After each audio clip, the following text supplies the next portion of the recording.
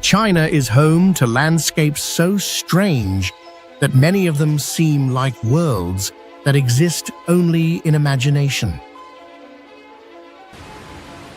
There are places so breathtaking that stepping into them feels like entering a living legend, where the boundary between reality and dreams seems to disappear. From the frozen plateaus of Tibet to the wind-swept deserts of Xinjiang, nature has created terrains that go far beyond ordinary imagination. Each land stands as a clear imprint of time, and every landscape feels like a call that awakens the human desire to explore. And right now, our journey begins, exploring the most mysterious regions of China that very few people have ever seen.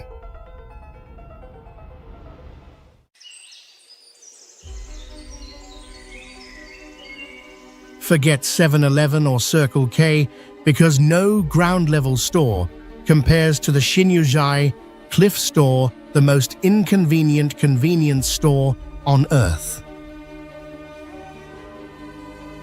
Here, buying a bottle of water for 2 yuan means scaling a vertical cliff at about 394 feet high, where one mistake could send you straight down into the abyss. Suspended mid-air is a wooden box barely 22 square feet in size, just enough for one person to crouch among supplies with no room to stand. The shopkeepers are professional Spidermen who rope up each morning, hauling goods by hand pulleys and training themselves to endure since there's no way to handle personal needs.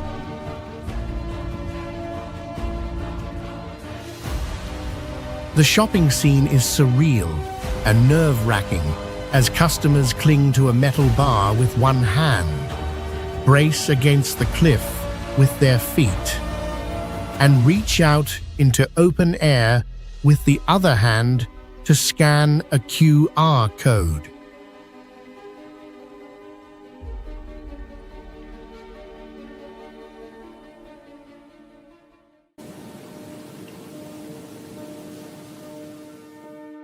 Dujiangyan is the only damless irrigation system in the world still functioning after more than 2,000 years.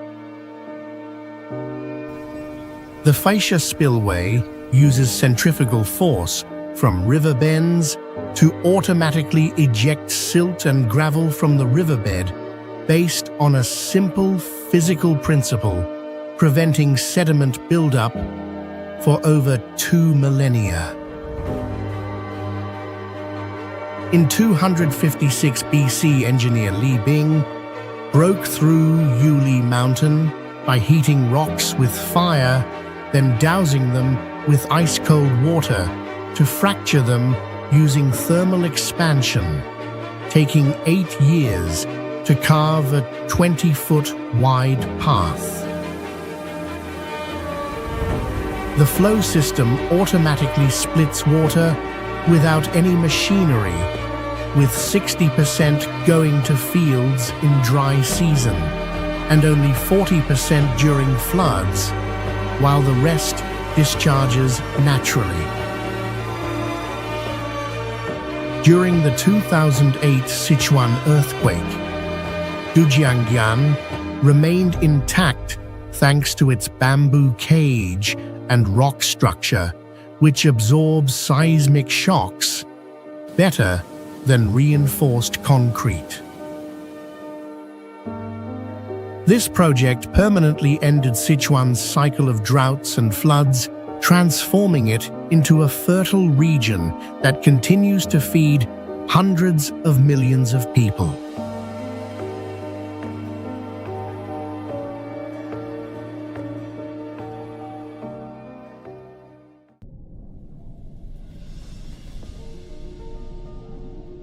The Shenzhen-Zhongshan link is a mega structure that makes the world pause by turning the impossible into reality, creating a steel dragon that runs across the sea and then dives beneath it.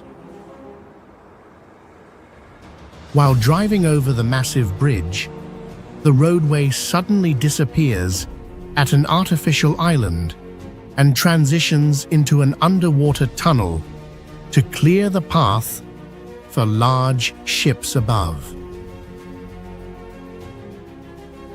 This tunnel is not simply an alternative route, but a full highway space with 8 expressway lanes operating side by side, giving the sensation of moving through the ocean while remaining stable and secure.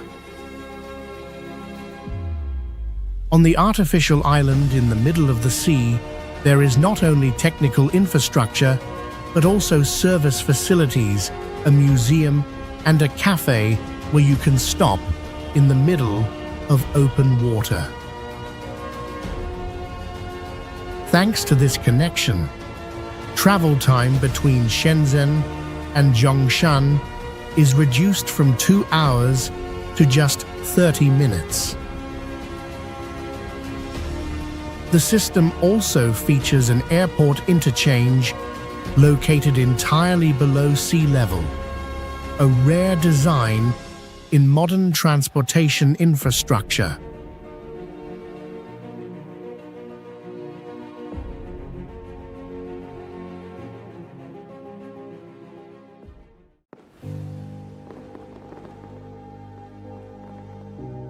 Sanmenxia in Henan Province holds the highest concentration of Diaoyuan on Earth, with more than 10,000 sunken courtyard dwellings forming a vast underground settlement beneath thick lush soil.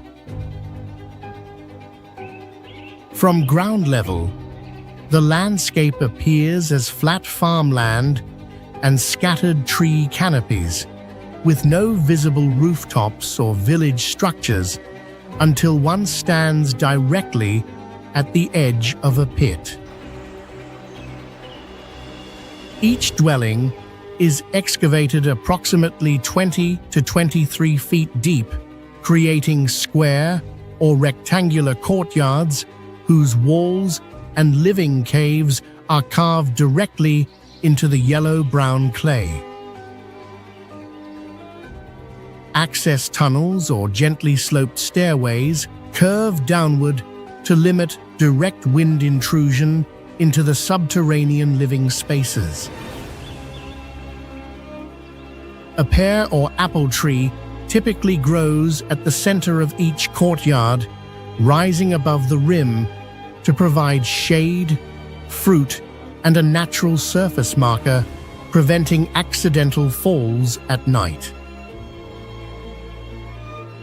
This housing tradition dates back more than 4,000 years to the Bronze Age and is regarded as a living fossil of early cave-dwelling culture that continues to function as residential architecture today.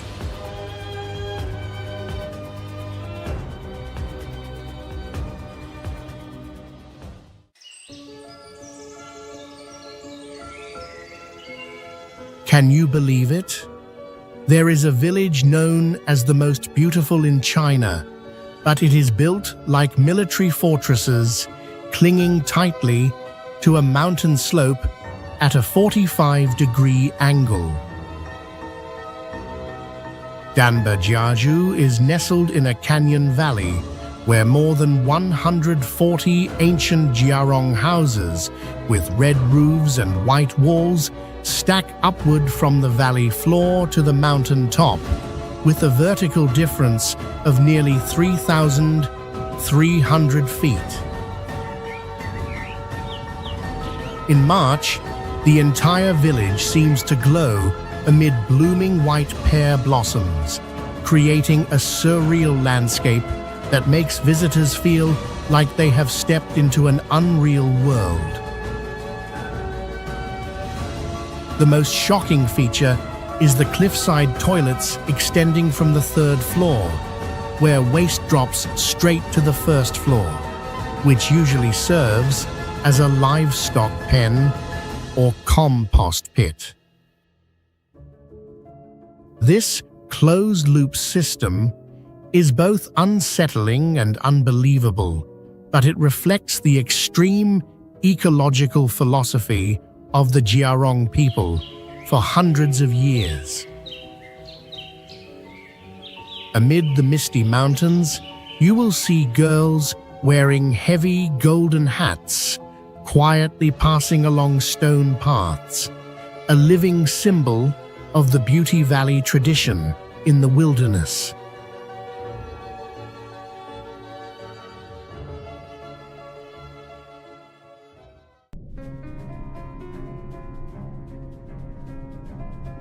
Think you have seen all the most beautiful waterfalls?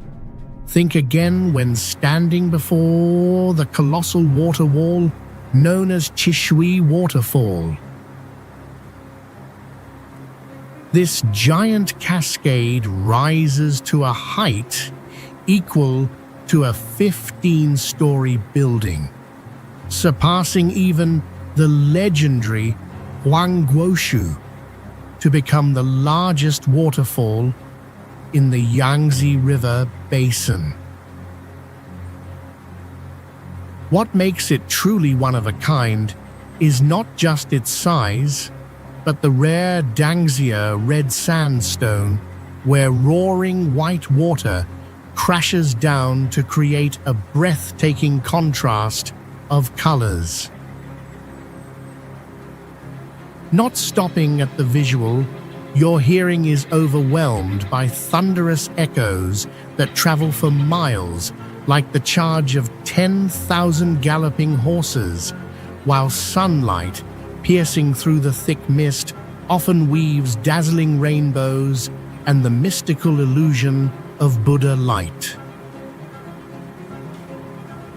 Surrounding this masterpiece is a living Jurassic ecosystem, filled with ancient tree ferns, making the entire setting feel like a primordial world still alive. And to end the journey, you can step into Shwanghei Cave, hidden behind the waterfall, where the world appears through a crashing curtain of pearl-like droplets right before your eyes.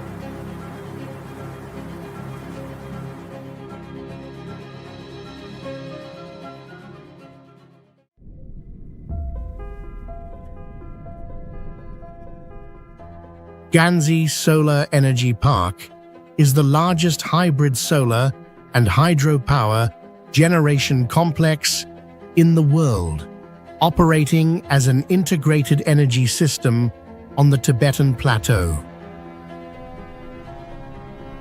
Located between 13,120 and 15,100 feet above sea level, millions of panels form a dark blue surface across rock and snow, installed along rolling terrain rather than on a leveled platform.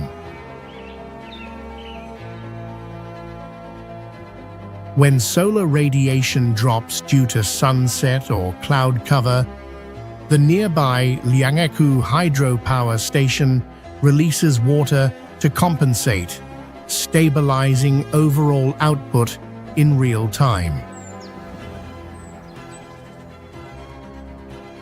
Electricity does not enter the national grid immediately, but is transmitted through a 500 kilovolt line to a hydropower facility roughly 31 miles away for balancing and integration before distribution.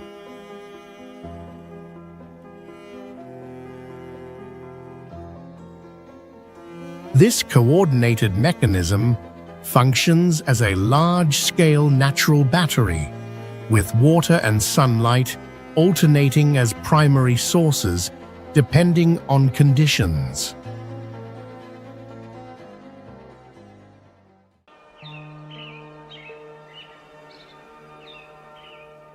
Shuangru Peaks is honored as the #1 extraordinary peak under heaven and described by international geologists as the most anatomically breast-shaped landform ever documented. The twin limestone formations display symmetrical curvature with rounded summits resembling natural nipple positions, formed entirely through long-term weathering and tectonic uplift over millions of years. Dense green vegetation covers the lower slopes, while the upper sections remain exposed gray rock, creating a clear, vertical visual stratification. Standing isolated on a relatively level plain in Zhenfeng, rather than attached to an extended mountain chain, the two peaks dominate the surrounding terrain as a singular geographic focal point. Three designated viewpoints named 20 years old, 40 years old, and 60 years old are positioned at approximately 1,640 feet, 980 feet, and 656 feet, where parallax effects alter the perceived age and contour of the peaks. Despite intense curiosity and visitor traffic, no structures are permitted on the slopes or summits, and during festival periods, couples continue to perform fertility prayers at the base according to local belief traditions.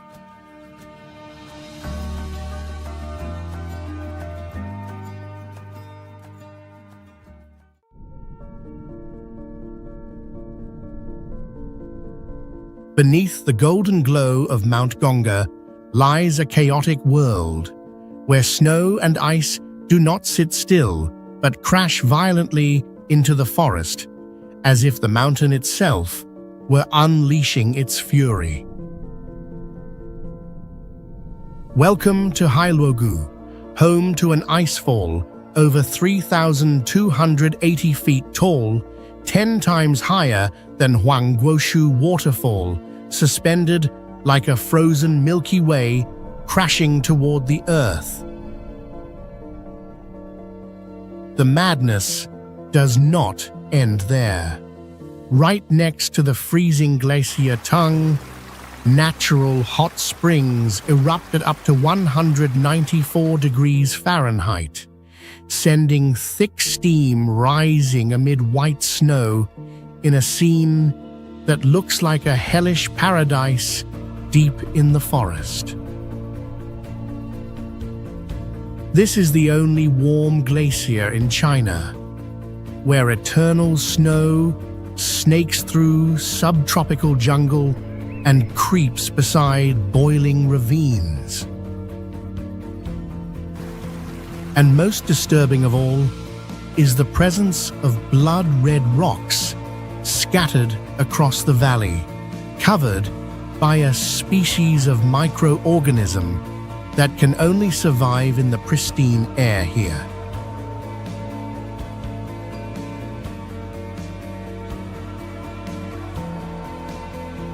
If you remove one of these rocks from the valley, the red layer dies instantly and the stone turns back into lifeless black.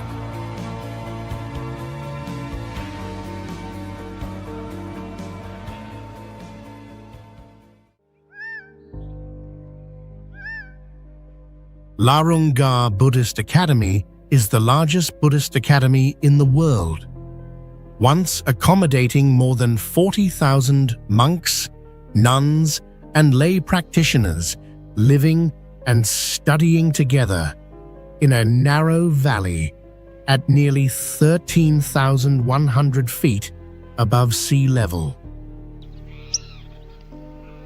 This scale surpasses all other Buddhist institutions globally in terms of population and makes it one of the highest and most geographically isolated centers of religious education. Its most distinctive feature is the dense cluster of thousands of small, red wooden cabins rising from the valley floor up the hillsides, forming a concentrated residential network against the plateau sky and snow peaks. A few miles away stands the Daocheng Sky burial site, where the ritual offering of human remains to vultures is performed as a final act of generosity in Tibetan tradition. Between 2016 and 2017, large-scale restructuring and fire prevention demolitions reduced housing density and introduced strict administrative control. Multiple security checkpoints now stand along the only road into the valley, and foreign visitors are completely prohibited from entering the Academy Zone.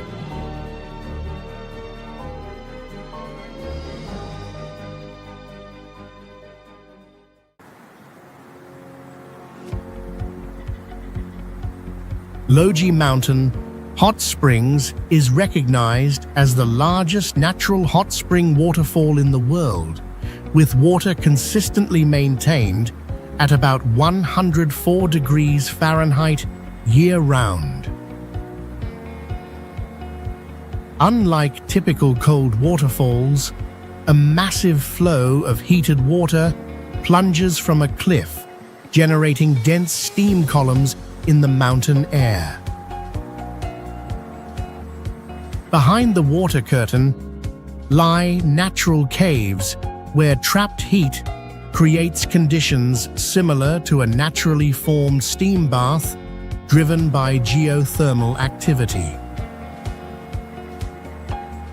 Mineral-rich water flowing for thousands of years has deposited layers of calcium carbonate travertine, shaping tiered rock faces and pools with varied coloration.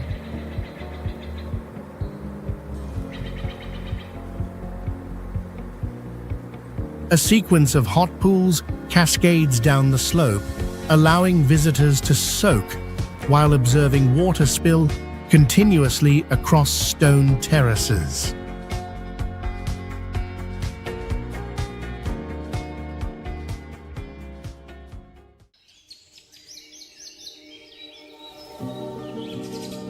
Moshi Park is the only stone forest in China formed through dynamic metamorphism directly associated with tectonic fault activity on the plateau. Thousands of sharp rock pillars rise densely like giant blades, creating a rare dark stone forest set against wide green grasslands. The rock color is not fixed, appearing light gray in dry conditions, but turning deep black when humidity increases or rain falls as moisture enhances the mineral composition on the surface. Because the stone has limited resistance to wind and rain erosion, the shapes of the pillars gradually change over time, meaning the landscape decades later may differ from today. Wooden walkways and small bridges weave through the formations to regulate access and allow controlled observation of the terrain.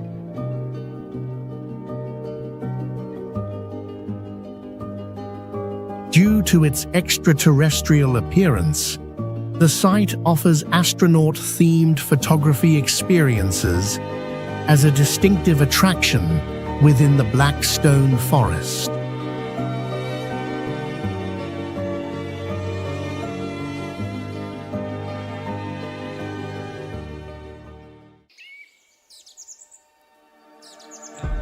Wanfenglin functions as the largest and most complete cone-shaped karst landform museum ever documented, where limestone hills rise densely from a broad valley floor.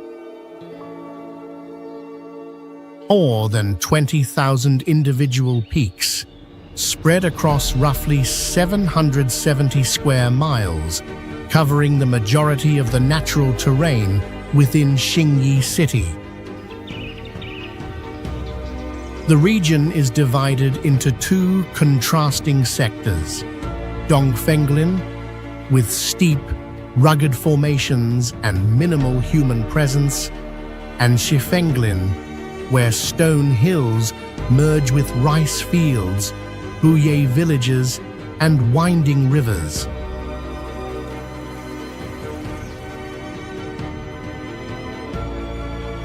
The Bagua field develops around a central sinkhole with concentric cultivated plots spiraling outward, while several ancient villages anchor their rear walls directly against natural rock cliffs, rather than leveling the land.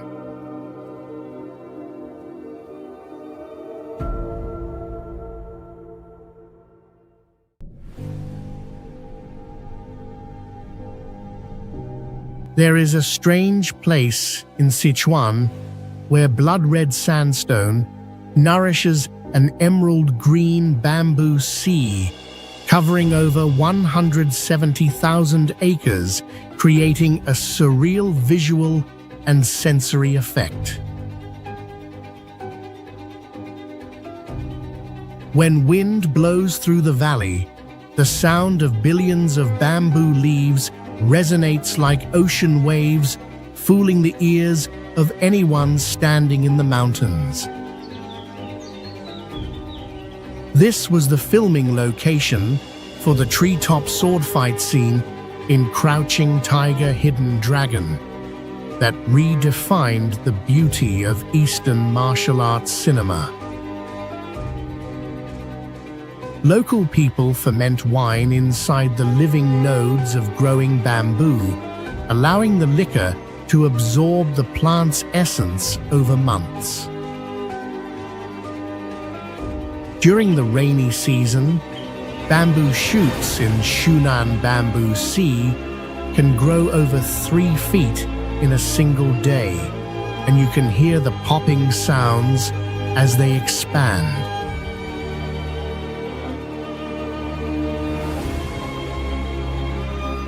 The entire jade green forest rises directly from crimson Danxia sandstone bedrock, creating a rare geological phenomenon in nature.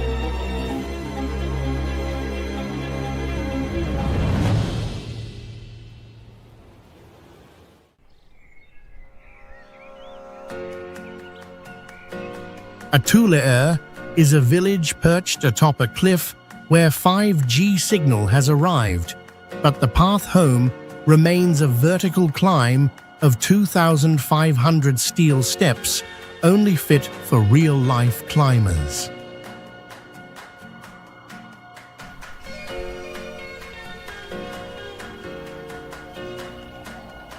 Instead of lying flat, the pathway runs nearly parallel to the cliff face at angles between 70 and 90 degrees, appearing like a vertical steel wall to the sky.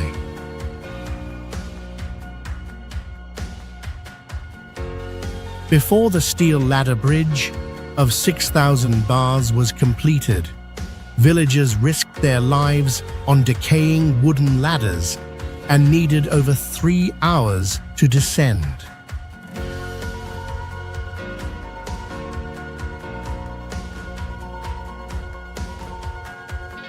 All the steel was manually hauled up using basic pulleys with no stable ground, making this project a feat of willpower and raw human labor.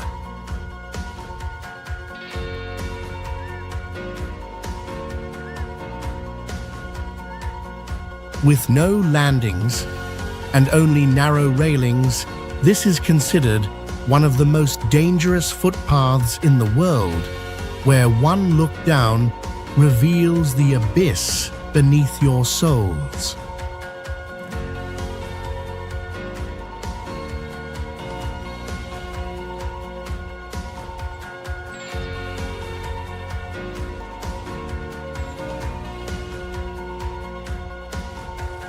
The steel bridge has also become a live streaming studio in the sky, where ethnic streamers film themselves selling farm products while climbing in mid-air.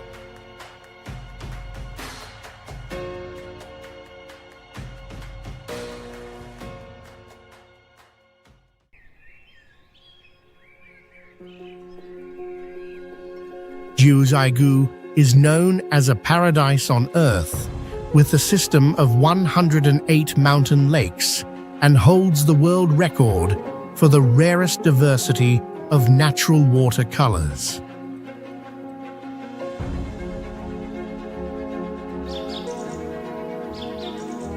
One of its most unique mysteries is that ancient tree trunks have remained intact for hundreds of years under the lake's surface, fully mineralized by bright white calcium, forming tree mummies, clearly visible through crystal-clear water.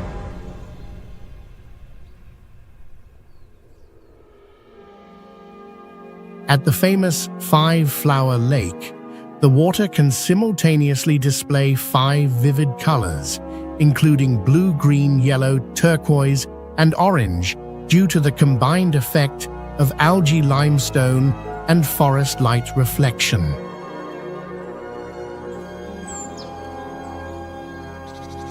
Nurilang Waterfall is recognized as the widest travertine waterfall in China, with a span of over 1,050 feet, where water does not erode rock, but accumulates golden limestone layers for thousands of years.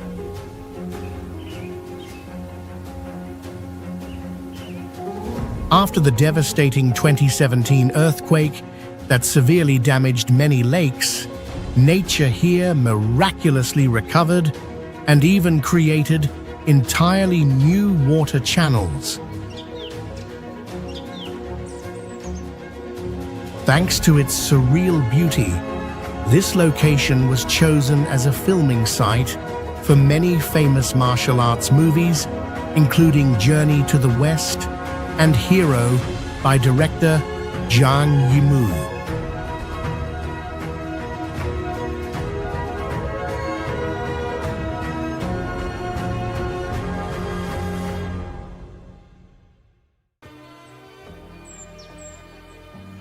Proudly located on the roof of the world, Ruogai grassland is known as the Green Lung of China, yet in truth, it is a haunting green graveyard.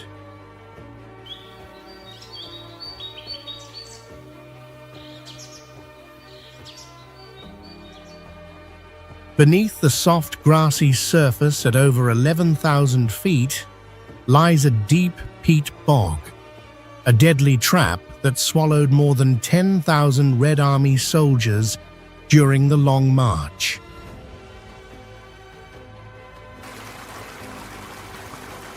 Yet this silent killer is also a giver of life, contributing up to 30% of the Yellow River's water during the dry season, functioning like a giant sponge on the plateau.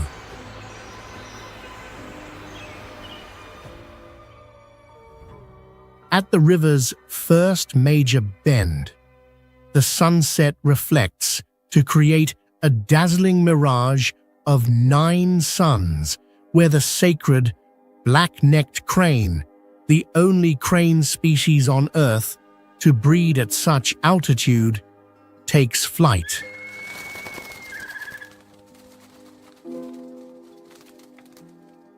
But this beauty is crying out as desertification quietly invades, transforming wetlands into dry yellow dunes and producing a surreal blend of sand and water.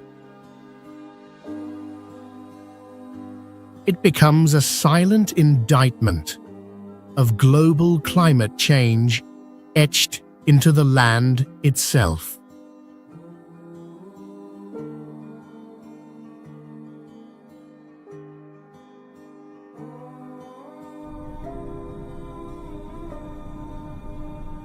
If Everest is the roof of the world, then Gonga is known as the king of Sichuan mountains and a truly ruthless one.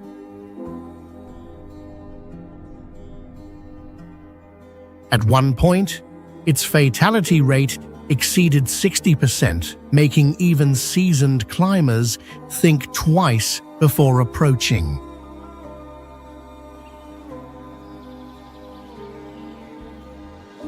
This harshness peaked in 1982 when a Japanese climber named Matsuda went missing for 19 days and survived with all 4 limbs permanently frostbitten.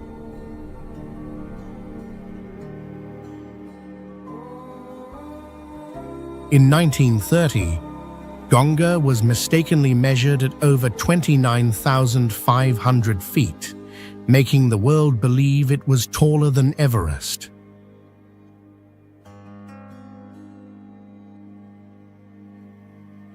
But Gonga is not only about death, as every sunrise it glows golden during the Jinshan phenomenon when sunlight strikes the icy peak.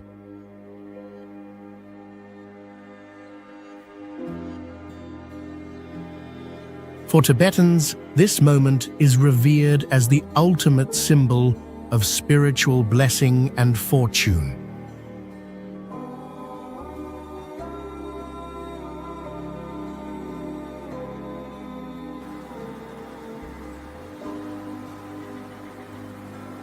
Jingkuhe Grand Canyon is the only scenic site in China where English warning signs ban all foreign visitors, turning it into a destination nearly erased from global tourism maps.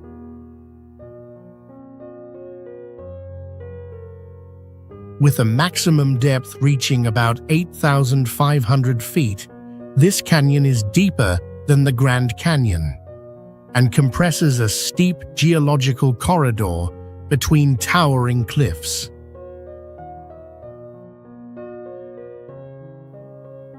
At the top lies Hailuogou Village, a remote settlement that until 2003 could only be accessed by rope ladders and cliffside footpaths.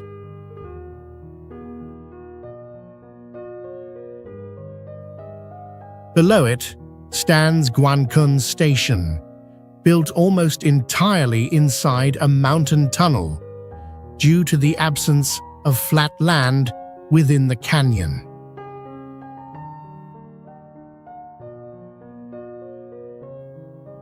Engineers had to insert columns directly into the riverbed to build a road that gives the illusion of vehicles gliding over the surface.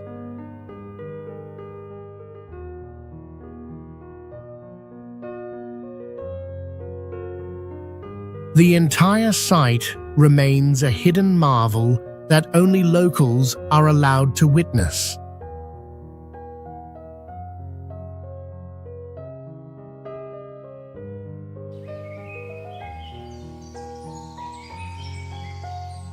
Bipanjiang Nature Reserve is described as a plant gene bank of the subtropical plateau because its ecosystem forms an almost perfectly layered altitudinal structure rarely seen elsewhere. Within a single valley, vegetation shifts sequentially from broadleaf forests at lower elevations to conifer forests, then alpine shrubs, alpine meadows, and finally permanent snow and ice with no green life. In autumn, mixed forests of pine, fir, and maple display clear vertical color stratification, with golden conifer tones and deep red maple leaves contrasting against gray mountain slopes. The reserve forms part of the Sichuan Giant Panda Sanctuary's World Natural Heritage Site, supporting endemic species adapted to complex transitional climates.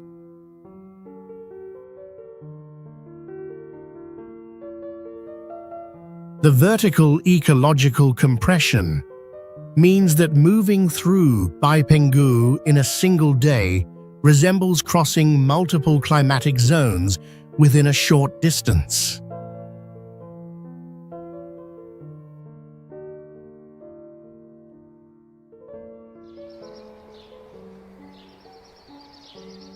Daocheng Yading is known as the last pure land on Earth, with 3 eternal snow peaks forming a perfect triangle in the Tibetan highlands.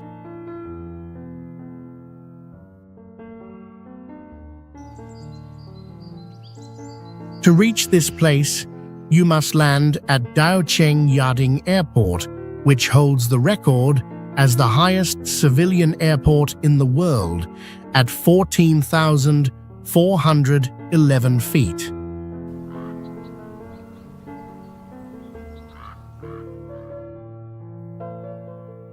The 3 snow peaks rise over 19,000 feet and are fully separated, forming a tripod structure that encloses a tectonic basin shaped by rare geological forces.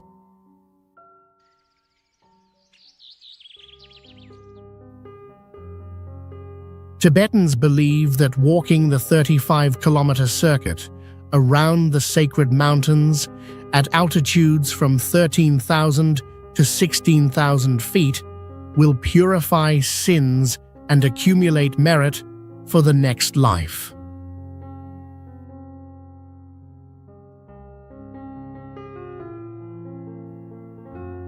This land remained entirely unknown to the world until 1928, when Joseph Rock published the first photographs in National Geographic.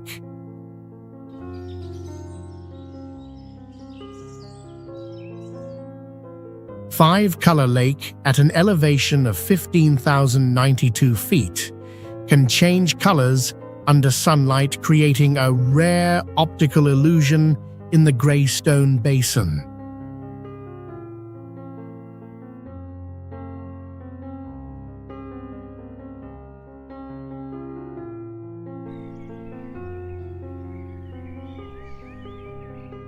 Lianbaoyes contains the highest density and most complete concentration of glacially weathered granite cliffs in the eastern Qinghai Tibet Plateau, where gray vertical rock masses cluster within a relatively compact area. Rising abruptly from a flat green grassland, the granite formations form jagged walls that create a sharp contrast between soft alpine meadow and rigid stone structures. More than 300 glacial lakes are scattered among the cliffs, directly reflecting the legacy of ancient ice sheets that once dominated the region. Wide U-shaped valleys, bordered by steep rock faces, represent classic glacial erosion landforms, while vegetation on the valley floor shifts color seasonally. With mountain roads reaching elevations above 13,700 feet, visitors can approach the base of massive granite walls without undertaking long-distance trekking. Because the cliffs encircle sections of the terrain like natural fortifications, inner valleys preserve relatively undisturbed ecosystems where alpine birds and marmots live beside the roadway.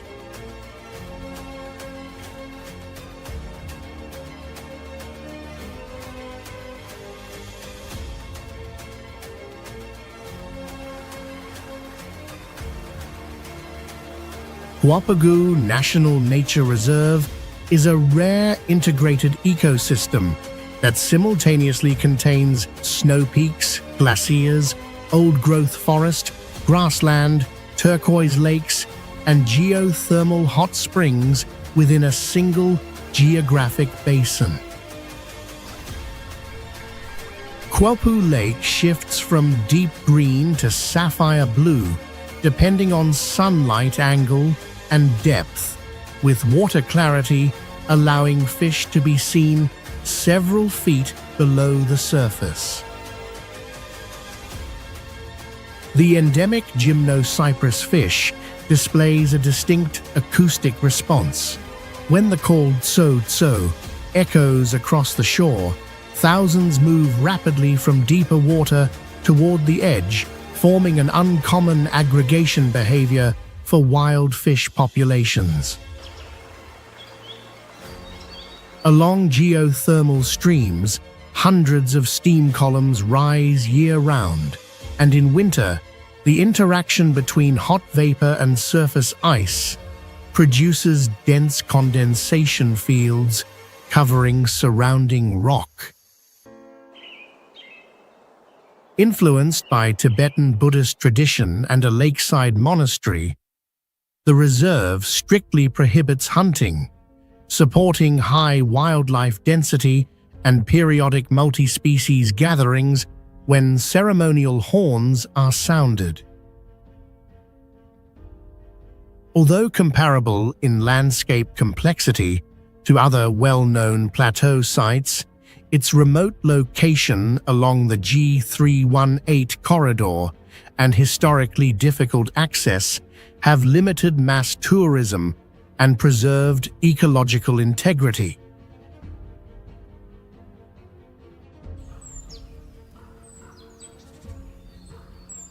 Chola Mountain Pass was once considered the most dangerous segment along the G317 route into Tibet, where steep granite slopes and sudden weather shifts turned every journey into a survival test.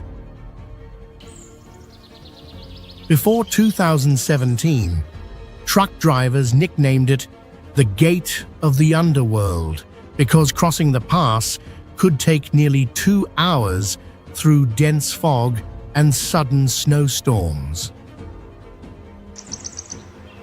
The Chola Tunnel later opened with its entrance at approximately 14,360 feet above sea level, reducing the hazardous drive to about 10 minutes under controlled conditions.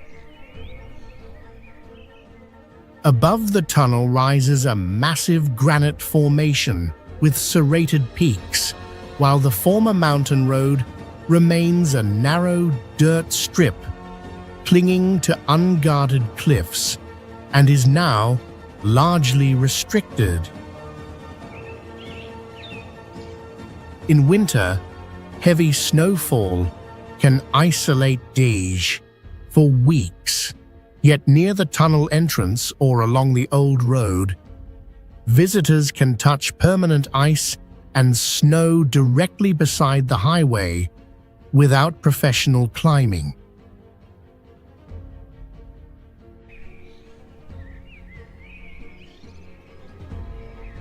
Longdeng grassland is the only grassland in the Kampa region enclosed by 9 mountain ridges, converging toward a central lake, forming a rare enclosed structure at an elevation above 11,800 feet.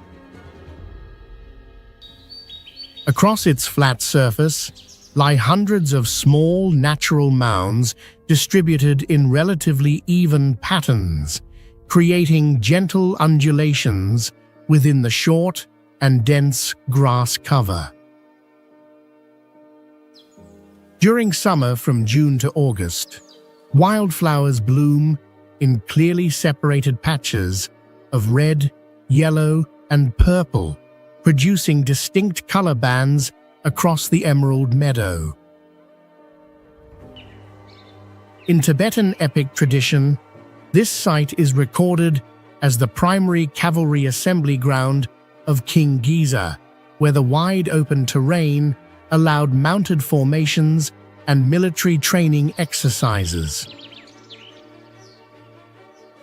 Longdeng Ranaigu Monastery stands directly on the grassland and is believed to preserve weapons and battle garments associated with the Giza legend, linking spiritual belief with historical memory. Despite covering a larger and more intact landscape than nearby Taegong grassland, Longdeng receives significantly fewer visitors, maintaining low human density across its expansive open terrain.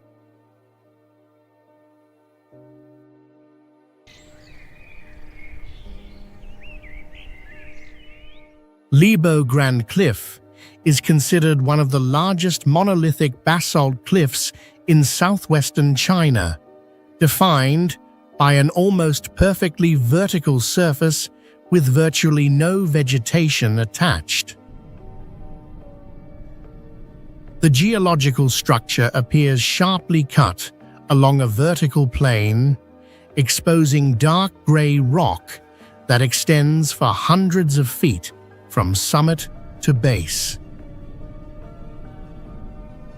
Because of the significant elevation difference, clouds frequently accumulate midway along the cliff, allowing visitors standing above to observe dense cloud layers drifting directly below their line of sight. In contrast to the sheer rock wall, the summit consists of broad alpine grassland that turns green in summer and snow-covered in winter, creating a clear vertical landscape contrast. Before tourism control measures were introduced, the site lacked guardrails and paved access roads, preserving a high level of natural exposure along the cliff edge. After increasing visitor numbers damaged the thin summit grass layer, local authorities imposed motor vehicle restrictions and strict entry limits to restore the fragile ecosystem.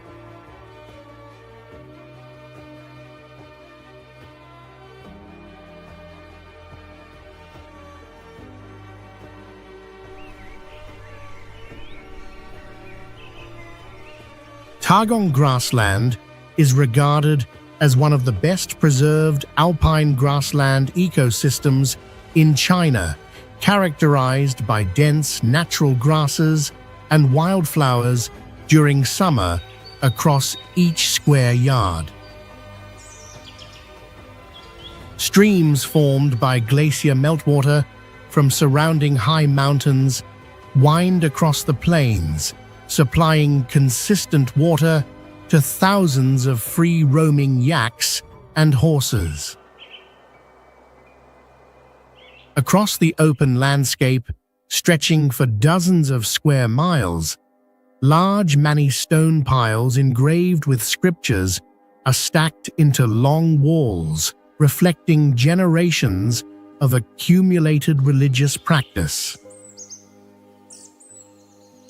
Rising from the grassland stands a massive stupa, gilded with more than 100 kilograms of gold, serving as a dominant visual landmark and spiritual center of the region.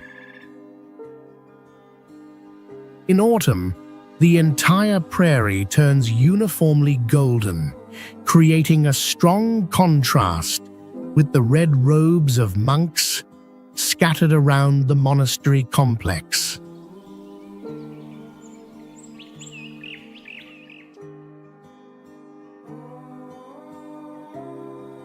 Black nomadic yurts, made from yak hair, are distributed across the valley, demonstrating the continued presence of semi-nomadic pastoral life within the high plateau environment.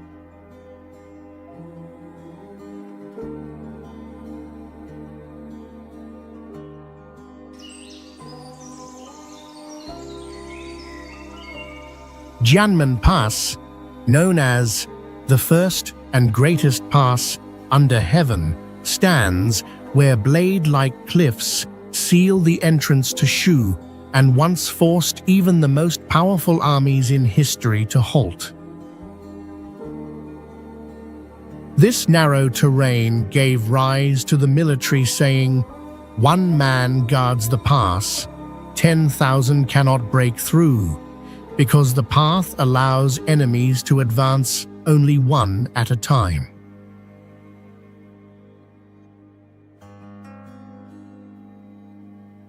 The landscape is formed by 72 sharp peaks rising almost vertically, turning the route into terrain so severe that poet Li Bai described the road into Shu as harder than climbing the blue sky.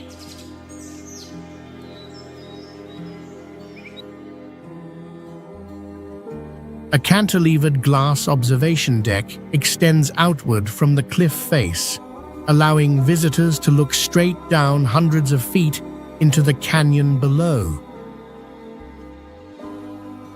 Alongside wooden plank paths clinging to the rock is the so-called bird path, where the narrowest sections force a single person to move sideways against the vertical wall.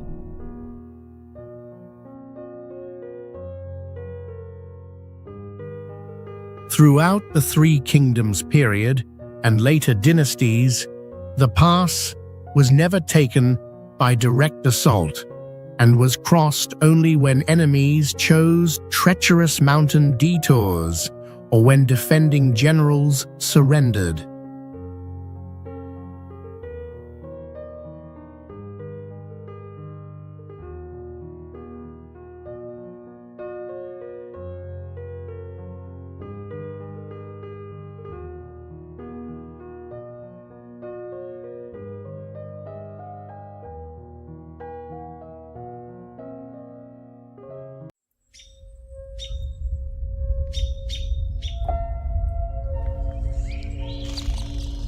There are places in China where steep terrain and sheer cliffs turn every step into a test.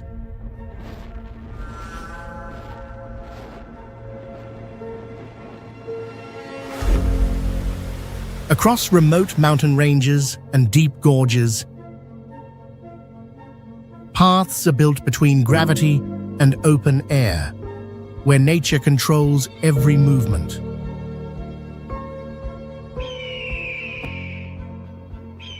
Harsh weather and high altitude increase the danger, transforming each destination into a measure of courage and human limits.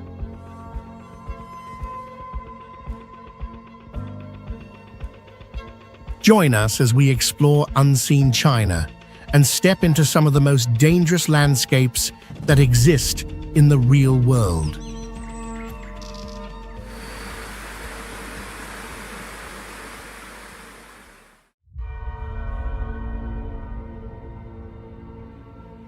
Xinyuzhai National Geopark is located in Hunan Province and is known for one of the strangest sights in China, a small wooden convenience store attached directly to a vertical cliff more than 328 feet above the ground.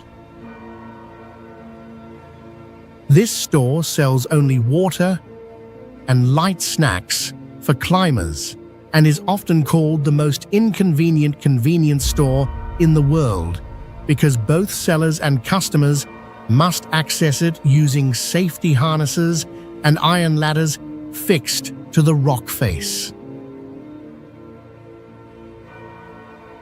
Unlike the familiar red Dangxia landscapes, Xinyuzhai features white Dangxia terrain formed from quartz-rich sandstone, creating silver-gray cliffs that rise vertically like massive stone walls.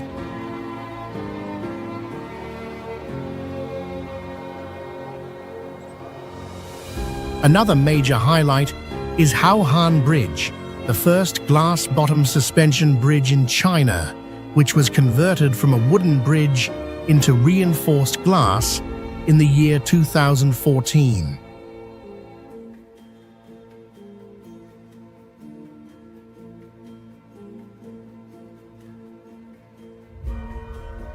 This transformation not only intensified the sense of height, but also triggered the widespread trend of glass bridges across China that followed.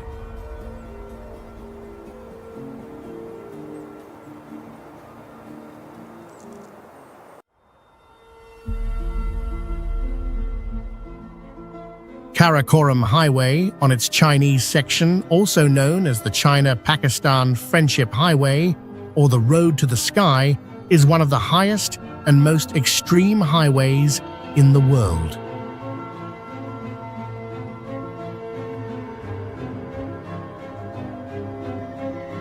Much of the route runs at elevations above roughly 10,000 to 13,000 feet, where air pressure drops so sharply that sealed food packages can visibly swell and burst, becoming a clear sign of extreme altitude.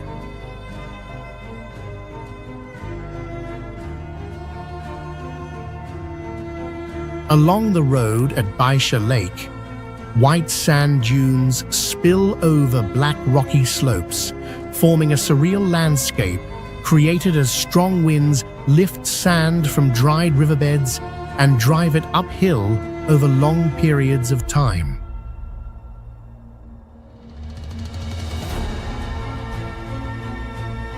In autumn, many valleys along the highway turn bright gold as poplar forests and drying grasslands change color, creating what is often called a golden corridor amid snow-covered mountains.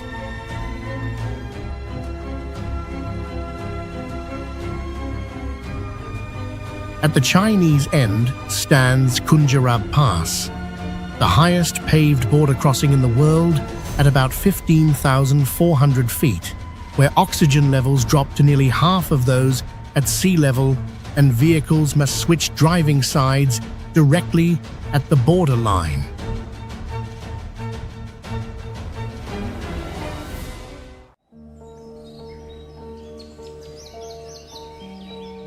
Sichuan-Tibet Highway is known not first for its beauty, but for its extreme danger, a route where altitude, weather, and unstable terrain can become lethal at any moment.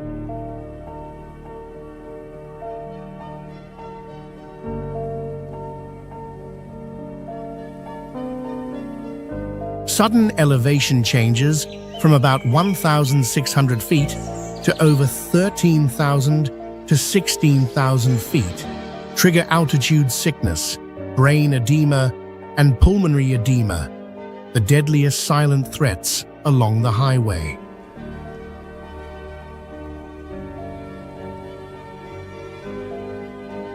Unstable geology and limestone mountains cause frequent landslides, especially during July and August, when falling boulders can strike vehicles or block the road for days.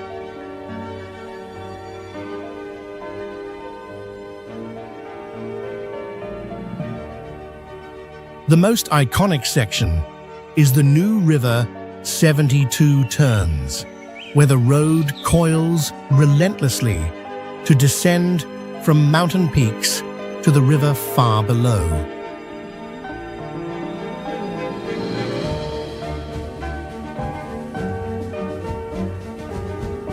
Along this perilous journey, Tibetan pilgrims performing the 3 steps 1 bow ritual for months create a haunting contrast between physical danger and unwavering spiritual devotion.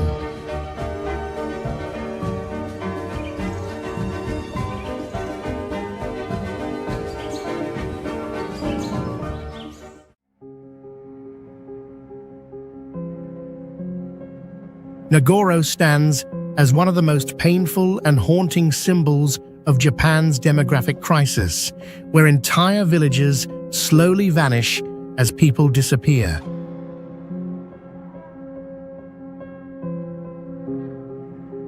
Here, life-sized dolls outnumber living residents by many times, as each death or departure is marked by the creation of a new human figure to take that place.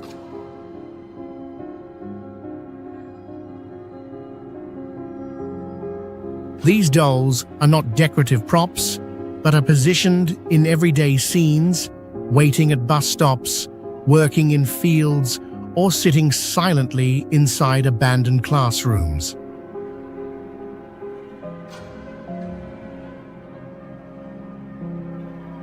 The creator of hundreds of these figures is Tsukimi Ayano, who began making them in 2002 to scare birds away from crops before turning the practice into a deeply spiritual art project.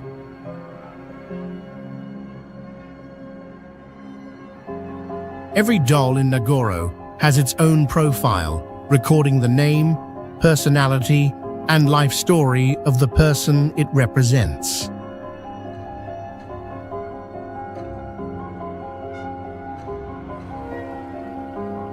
Walking through the village produces an unsettling psychological effect, as visitors confront human-like forms that look alive yet contain no life at all, an experience found nowhere else.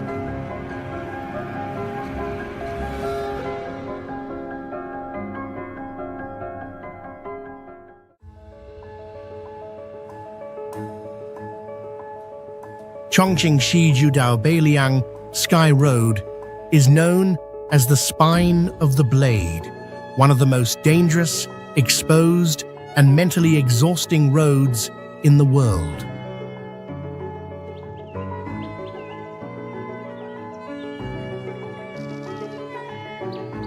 It is a rare road where drivers face sheer abysses on both sides of the vehicle, while the roadway measures only about 10 to 18 feet wide, with several sections allowing passage for just a single car.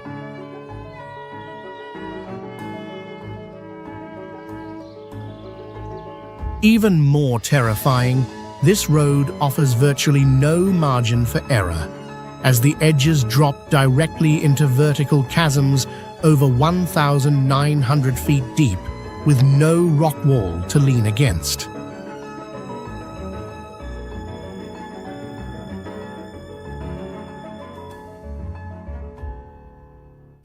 The area is known as the Wind Gate, where sudden crosswinds sweep across the ridge and violently shake vehicles, especially motorcycles and high-clearance cars.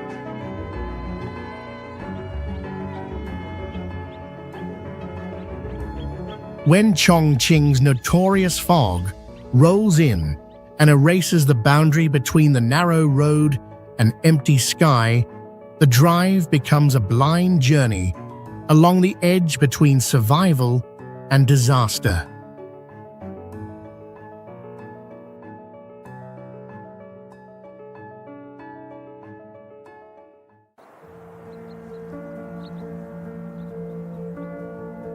Duku Highway is one of the most unusual roads in China because it operates only about 4 to 5 months each year, usually from June to October, before heavy snow and ice completely block it, forcing the route into hibernation for most of the year.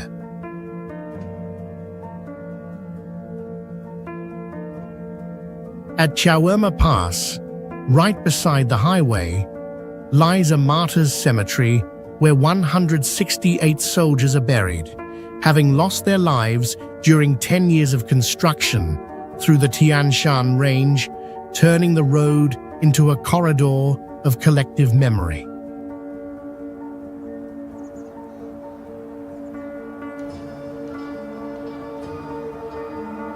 Near the southern end, close to Kuka, the landscape shifts into red rock canyons carved by wind and water into sharp, angular forms, in stark contrast to the grasslands and snowfields of the north.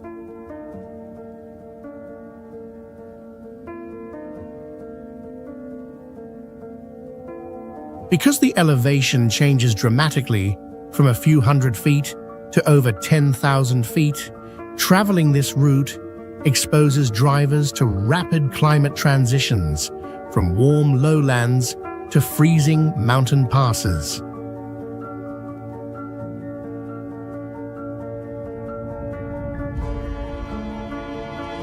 Before the highway existed, travel between northern and southern Xinjiang required detours of hundreds of miles across the region.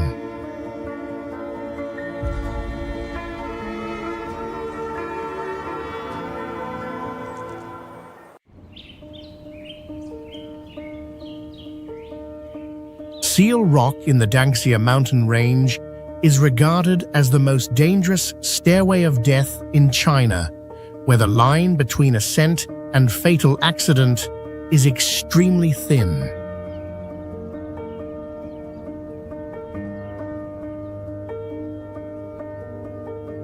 The vertical rock formation resembles a massive resting seal, with its head and body naturally carved from layers of red sandstone shaped by wind, rain, and long-term temperature changes.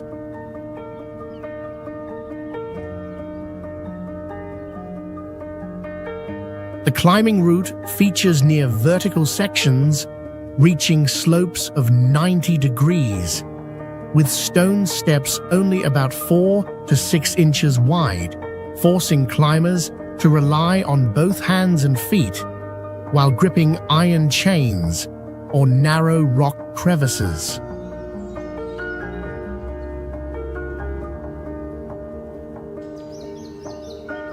The red sandstone structure is highly fragile and prone to erosion, meaning footholds and handholds can collapse suddenly under human weight.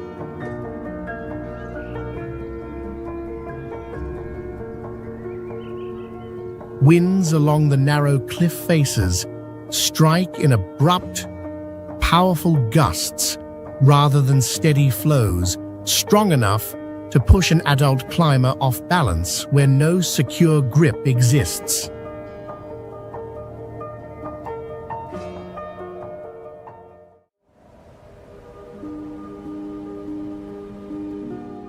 The spiral bridge section at Tienl Long Mountain is a rare transportation structure consisting of 3 stacked levels suspended directly above a deep ravine.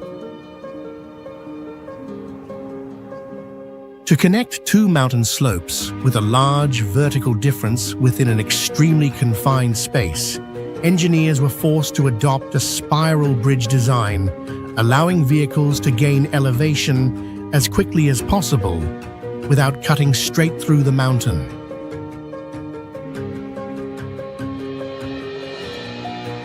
On the top level, the field of view is reduced almost entirely to clouds above and empty space beneath the wheels, creating intense psychological pressure. The gradient of the spiral loops reaches the technical limits allowed, making brake control a matter of survival. Throughout the drive, constant changes in direction further disrupt the sense of balance and can easily lead to spatial disorientation. Here, beyond the guardrail, lies open air, and any mistake leaves no chance for a second correction.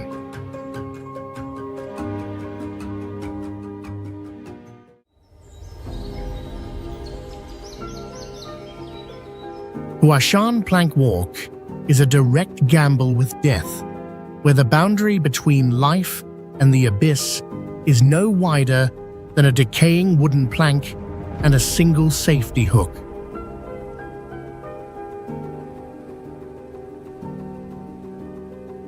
This is not a modern engineering structure, but a crude system of wooden boards hammered directly into a sheer cliff face with hand-driven iron nails.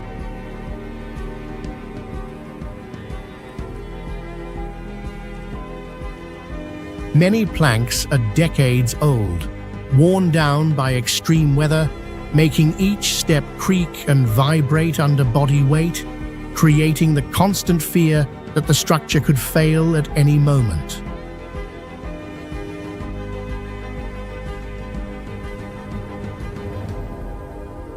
With a width of only about 1 foot, the path becomes a deadly bottleneck when opposing foot traffic meets, forcing climbers to unclip their safety harness and squeeze past each other while gripping iron chains with nothing but their fingers above a bottomless drop.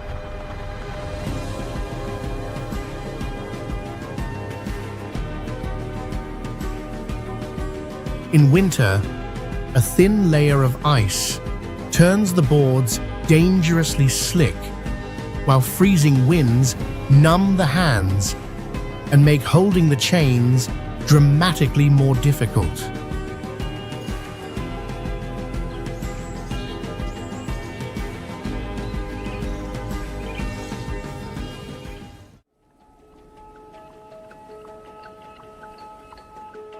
Tienl Long Ancient Road lies on the Pamir Plateau in the Tajik Autonomous County of Taxkorgan in Xinjiang and is a short road compressed to an extreme degree.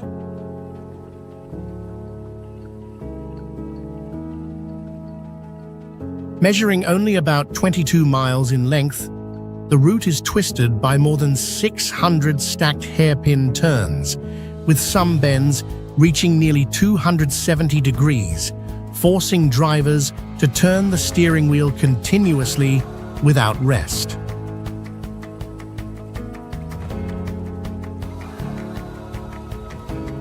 An average elevation above 13,400 feet creates thin air, which combined with constant changes in direction can easily cause motion sickness and altitude stress for those passing through.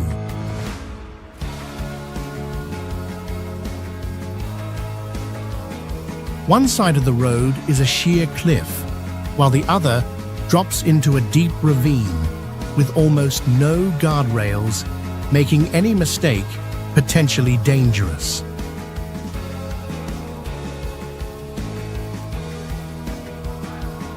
Because the terrain is extremely steep, the road had to be built in layered zigzag segments to reduce the gradient, the only engineering solution to overcome an elevation difference of more than 3,600 feet within such a short distance.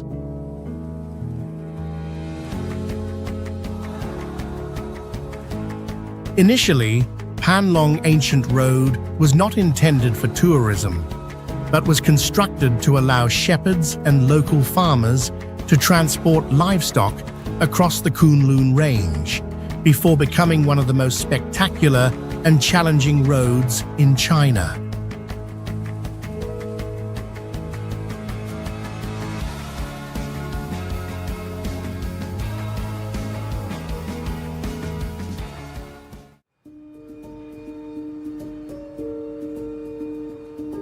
The Hailuogou Mountains are considered one of the most terrifying, forbidden regions in China, often haunted by the nickname the Bermuda Triangle on land.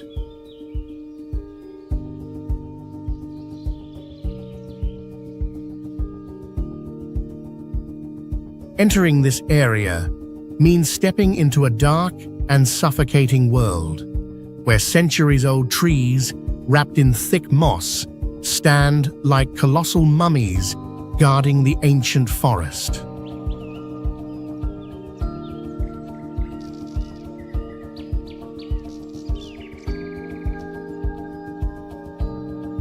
Without ice or snow, the mountain kills through relentless humidity near 100%, combined with dense fog, creating conductive cooling that drains the human body silently and fast.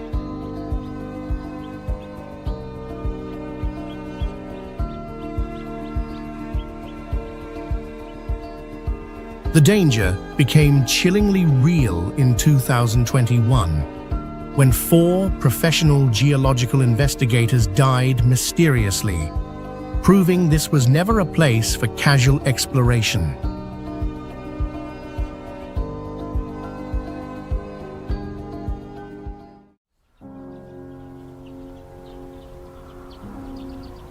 Tiger Leaping Gorge takes its name from an ancient legend in which a tiger, driven by hunters, leaps across the narrowest section of the river, about 82 feet wide, by stepping on a rock in the raging current, a rock that still exists today.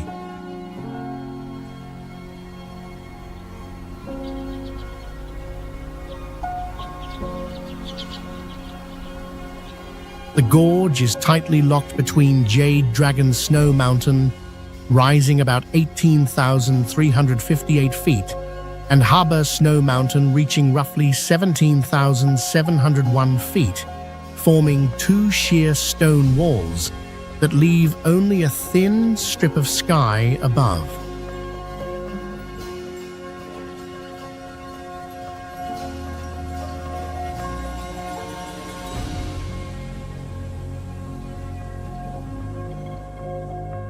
With a vertical drop from mountain peaks to the river of nearly 12,430 feet, this is recognized as one of the deepest river gorges on Earth.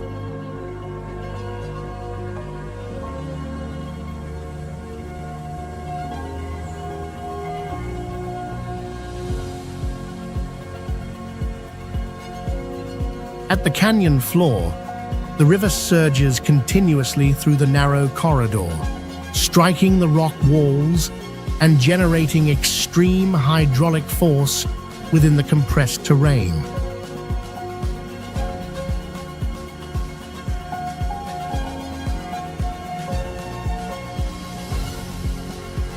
Tiger Leaping Gorge is also part of the three parallel rivers protected area, where three major Asian river systems flow side by side through deep gorges within an exceptionally extreme landscape.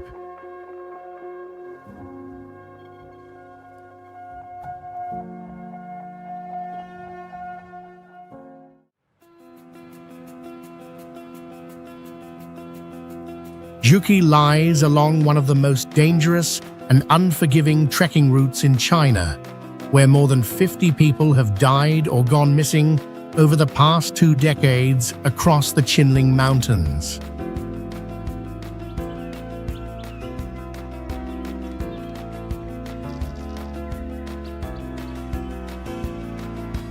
The region is infamous for its brutal microclimate, where temperatures can plunge from about 68 degrees Fahrenheit to below freezing in less than 1 hour, often accompanied by hailstorms or blizzards even in summer.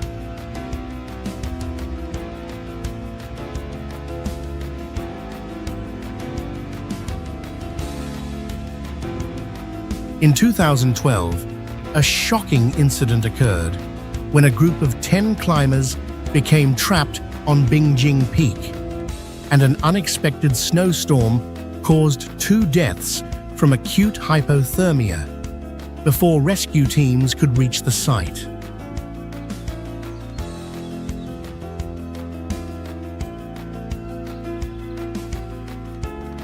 Once inside the core zone beyond Zigzag Village, modern technology becomes useless as phone signals vanish and GPS fails, leaving only an eerie silence and complete isolation in the ancient forest.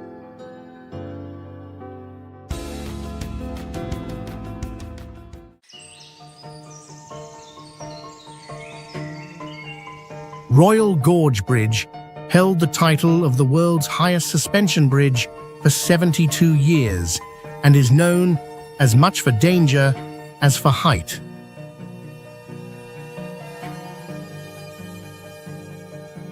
Trapped between sheer canyon walls, the gorge acts like a massive wind tunnel, and before additional stabilizing cables were added in 1982, the bridge could sway violently enough for visitors to feel intense vibrations.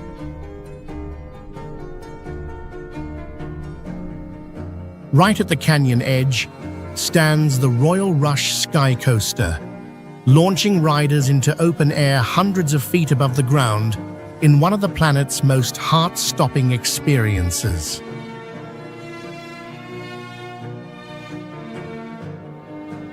The site's unforgiving wind dynamics proved lethal in 2003, when wingsuit athlete Dwayne Weston died instantly after striking the bridge railing at nearly 118 miles per hour.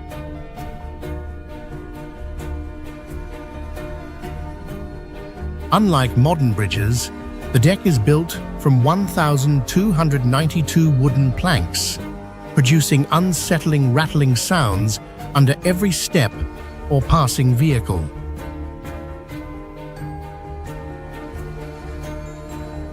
Even after a massive wildfire in 2013 destroyed most surrounding structures, the bridge remained standing, suffering damage to only about 100 wooden planks.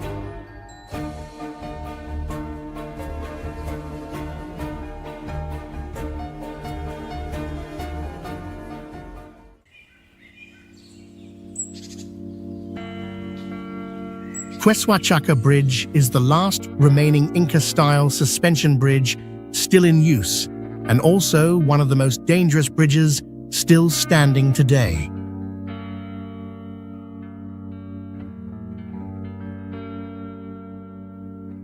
With no rigid frame, the entire grass rope structure sags and swings violently under each step, while canyon winds can easily throw walkers off balance.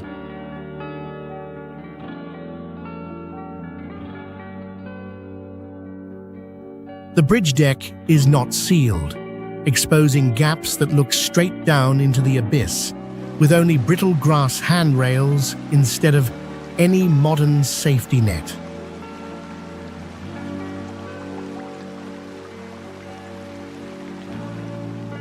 Woven entirely by hand from ichu grass, the bridge is fragile even when new, and becomes increasingly weak and unpredictable as the fibers dry and decay over time.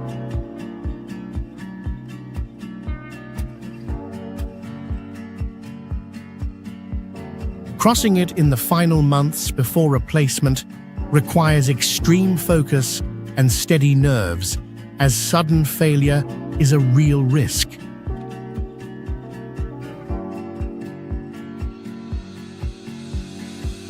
Every June, villagers cut the old bridge away and weave a new one in 3 intense days, before it once again becomes the only perilous connection across the canyon.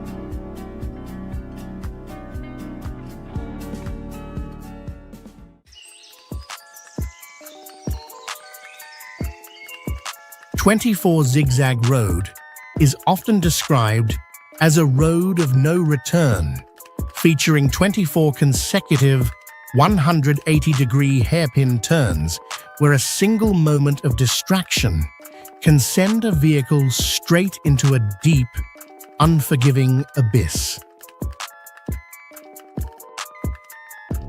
Because the curves are stacked extremely close together, driver visibility is almost completely eliminated, forcing constant horn use to warn oncoming traffic hidden in deadly blind spots.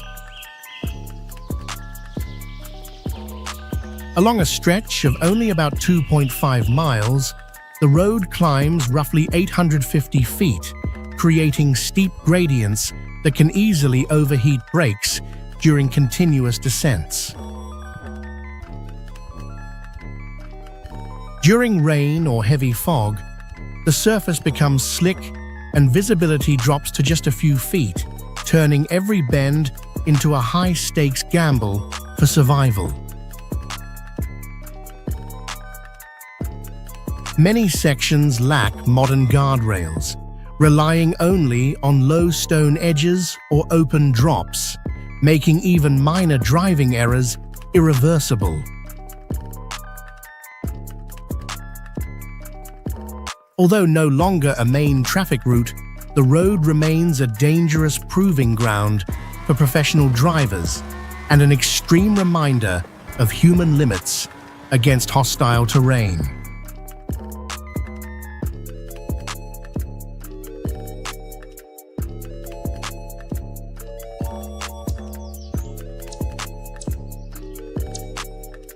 Atule'er Village remained almost completely isolated from the outside world for over 200 years, with the danger so extreme that many elderly residents never descended the mountain in their entire lives. In the past, children as young as 6 had to climb slippery rattan ladders for nearly 2 hours to reach school below, returning home only twice a month, earning it the reputation as the scariest school route on Earth. Every supply, from daily necessities to livestock and construction materials, had to be carried on human backs up sheer cliffs, with some men capable of hauling refrigerators or washing machines up the ascent. Before 2016, villagers relied solely on fragile bamboo ladders until global attention pushed authorities to invest in a solid steel ladder with 2,556 steps. The new ladder reduced daily danger while quietly transforming a life once defined by fear and isolation. With 4G access and the steel ladder, many young villagers became online creators, live streaming cliff climbs or selling highland products directly from the dramatic mountainside.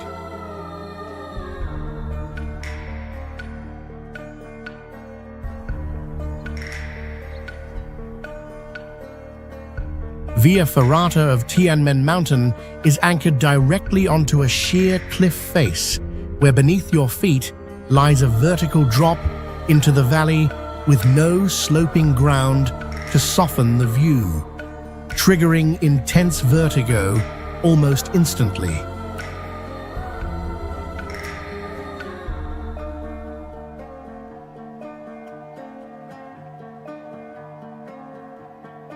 All visitors stepping onto the glass walkways are required to wear red or blue velvet shoe covers, a rule that keeps the glass clean while creating a surreal sight of brightly colored oversized feet at deadly heights.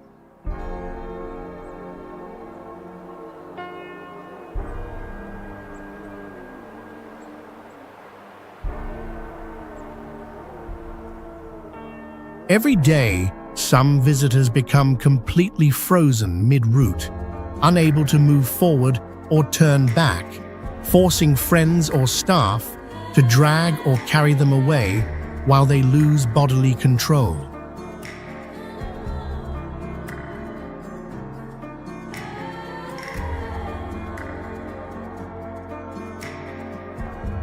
The experience feels especially unsettling, as every step clings to the cliff edge, surrounded by wind and open void on all sides.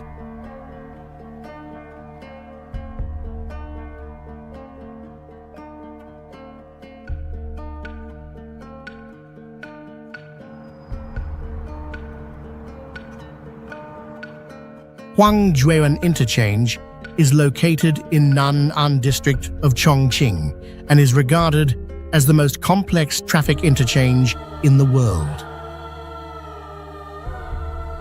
The structure consists of 5 stacked levels with 20 lanes branching into 8 directions, directly connecting key economic zones and major expressways of a mountainous city with more than 30 million residents. Because the roadways are packed tightly in vertical space, GPS navigation systems become almost useless and cannot determine which level a vehicle is on, causing frequent routing errors.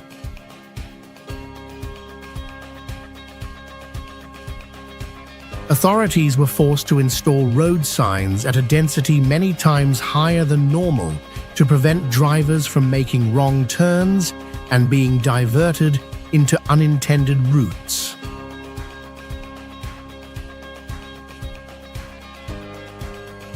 Within the confined space, steep gradients and sharp curves make drivers prone to panic when decisions must be made within seconds.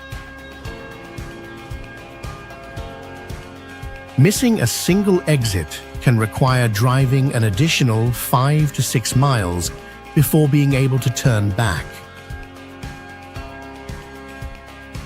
Despite the intense psychological pressure it creates, Huangjiuan Interchange remains an almost unavoidable engineering solution to relieve congestion without demolishing large surrounding residential areas.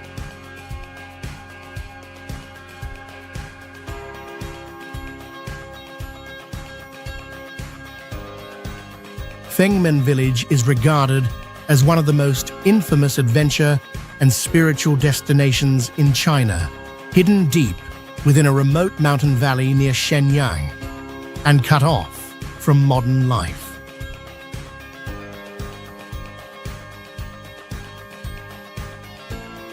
The village is best known for a cursed Taishi chair, believed to bring misfortune or unexplained death to anyone who sits on it, making it the most feared object that locals refuse to touch.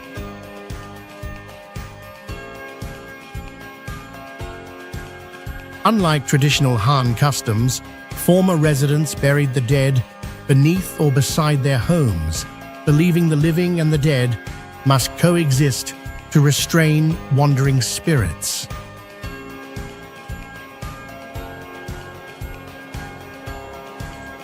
Folklore claims that men could not marry and women could not bear children, reinforcing the belief that the land itself extinguishes life and lineage, leading to abandonment.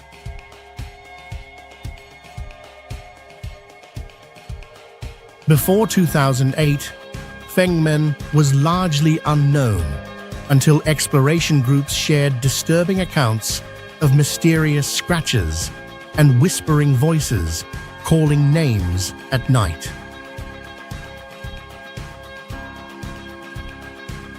Today, around 39 ancient Ming and Qing-era houses with over 200 rooms remain, overtaken by forest growth and surrounded by venomous snakes, insects, and wild animals that pose serious danger to inexperienced visitors.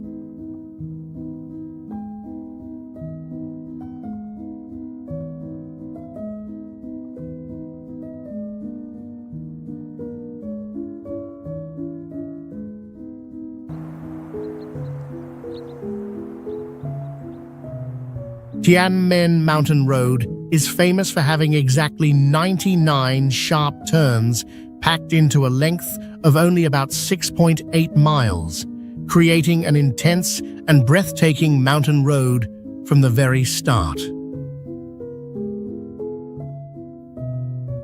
Most of these 99 turns are extreme hairpin bends with nearly 180-degree angles where oncoming vehicles must carefully yield and maneuver through blind spots under constant tension.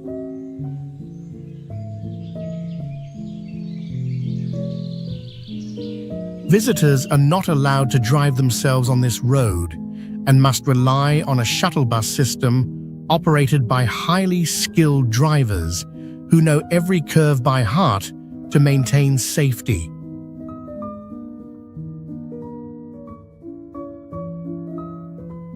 On one side rises a sheer rock cliff, while the other drops into a gorge hundreds of feet deep, and in many sections, the only protection is a low concrete barrier that feels unsettlingly fragile.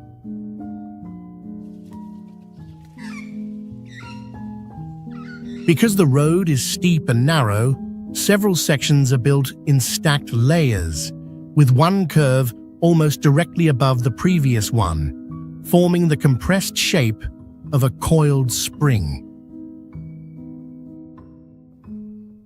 At high elevation, dense fog often reduces visibility to just a few feet, and in winter, icy pavement turns driving into a highly dangerous challenge without specialized tires and exceptional skill.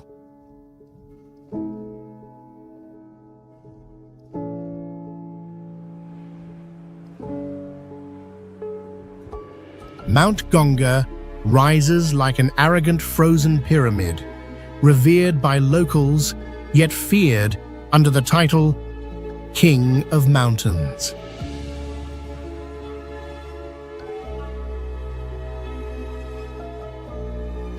Beneath its magnificent appearance lies a brutal reality, as Mount Gongga holds an alarmingly high fatality rate that surpasses even Everest, with estimates suggesting that for every 3 climbers who attempt the summit, 2 may never return.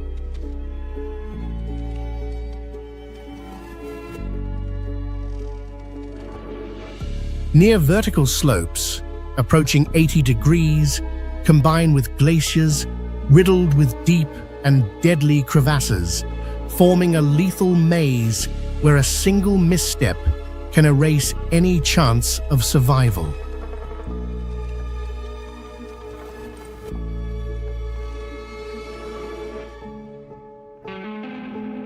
The mountain's weather turns merciless without warning, as clear blue skies can collapse into blinding snowstorms within minutes, accompanied by violent winds strong enough to strip away human hope.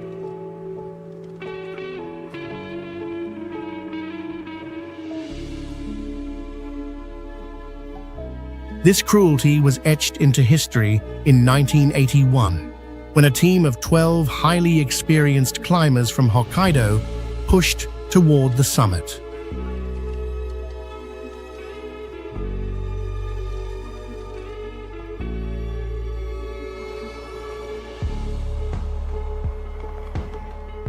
Lop Nur lies on the eastern edge of the Taklamakan Desert, a place once described as one you can enter but never leave.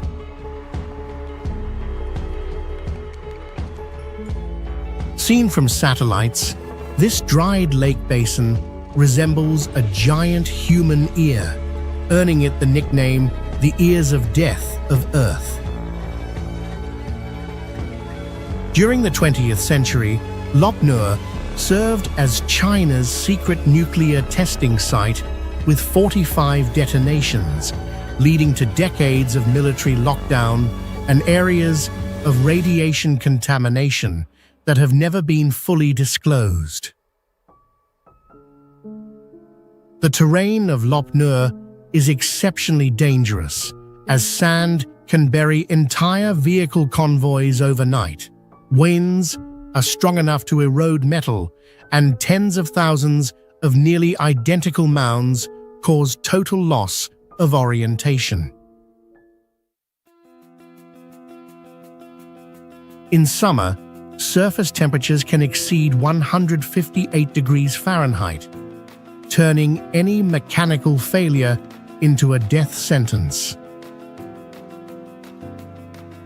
The disappearance of a massive lake within just a few decades transformed Lop Nur from an oasis into an extreme symbol of geological and climatic change.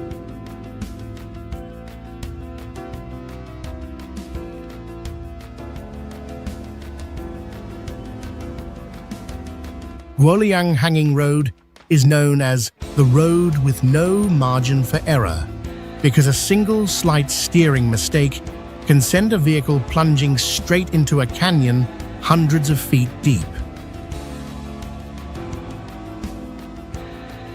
This is a tunnel approximately 3/4 of a mile long, about 16 feet high and 13 feet wide, carved directly through a sheer limestone mountain face.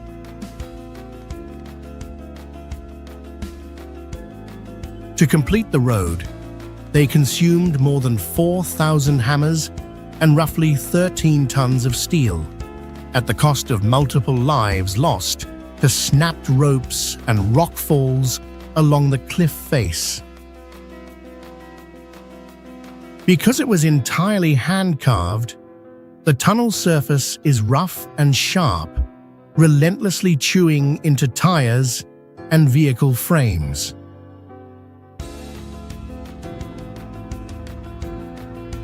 The so-called windows for light are in fact open holes cut straight out over the abyss with no guardrails, making Guoliang Hanging Road one of the most dangerous and unforgiving roads ever created by human hands.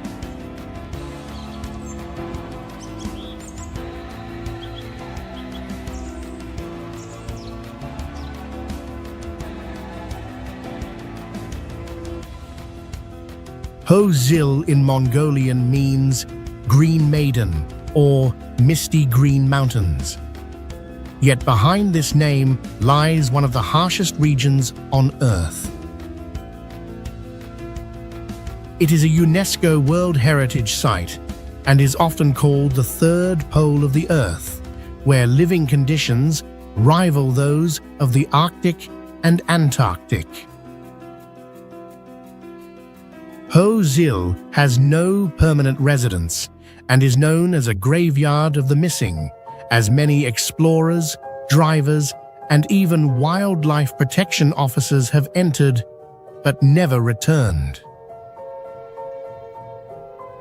The region is filled with marshes and hidden wetlands concealed beneath dry sand or thin ice, capable of swallowing heavy trucks, weighing dozens of tons within minutes.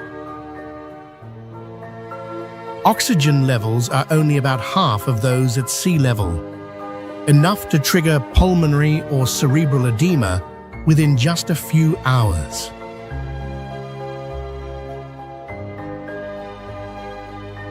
Even in midsummer, nighttime temperatures can plunge far below freezing, while winter locks everything in ice.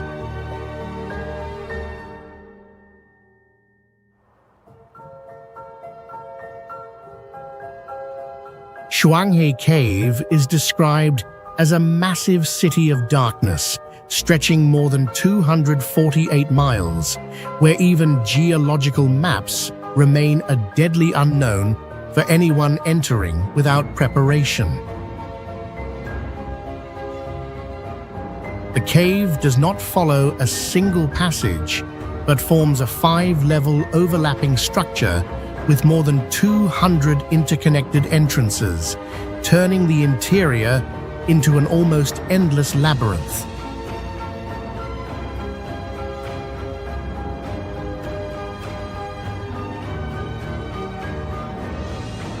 For over 30 years, international expeditions, mainly from France and Japan, have conducted dozens of surveys. Yet a complete map of the system has still not been achieved.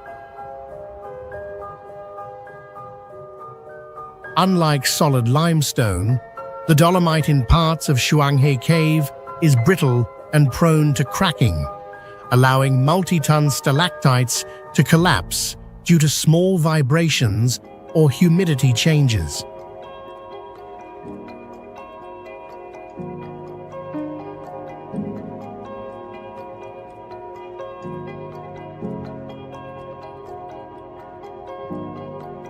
Oymyakon holds the Guinness World Record as the coldest permanently inhabited place on Earth, where winter conditions push far beyond normal human endurance.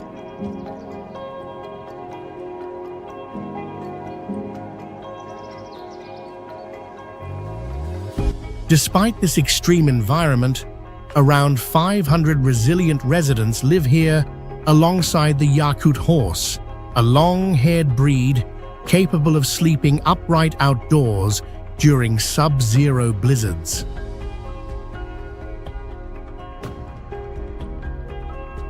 While schools elsewhere close for mild snow, children in Oymyakon continue attending classes until temperatures drop below -62 degrees Fahrenheit for elementary students.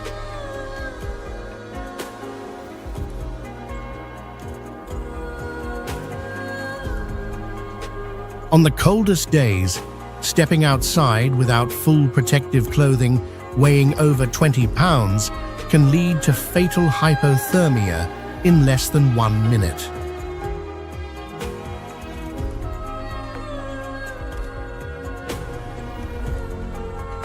Car engines cannot be turned off outdoors because engine oil freezes instantly, forcing residents to keep vehicles running at all times or store them in heated garages, as a breakdown in the wilderness can be a death sentence.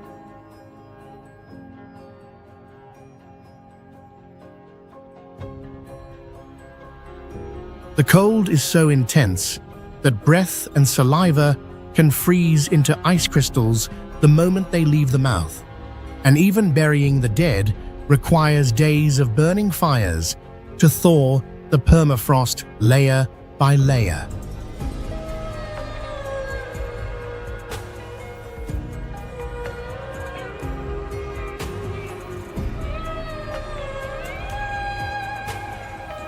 Bipanjiang Bridge is one of the most spectacular and unforgiving bridges ever built.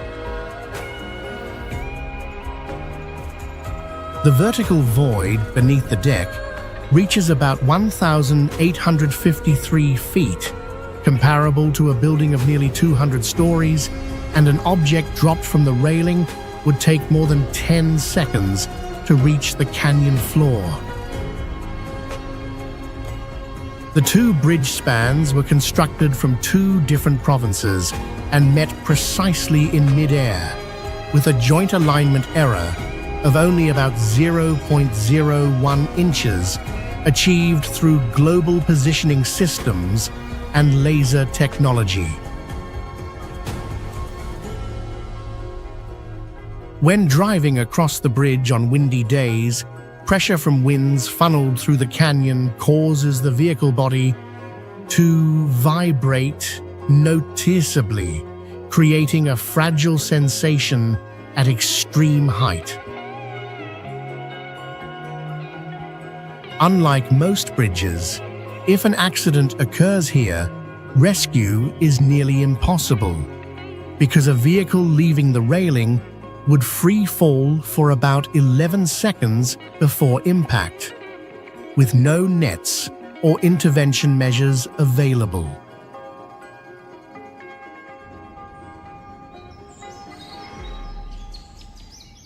Hanging Monastery appears like a fragile wooden toy, mysteriously glued to a sheer cliff, suspended between open air and a deep abyss.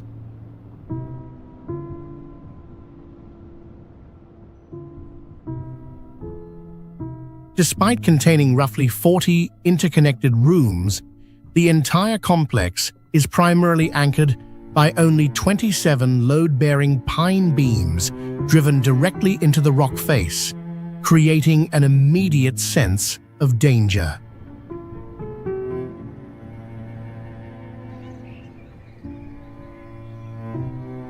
At a height of about 164 feet above the valley floor, this multi-ton structure seems to openly defy gravity, with its weight carried by slender wooden supports.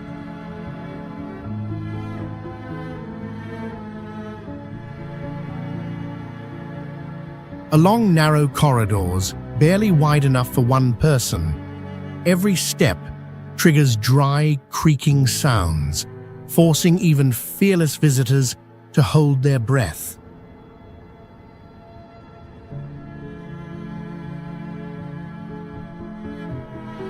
What makes the scene more unsettling is that the visible vertical pillars are largely decorative, meant to reassure the eye, while the true load-bearing system remains hidden deep inside the cliff.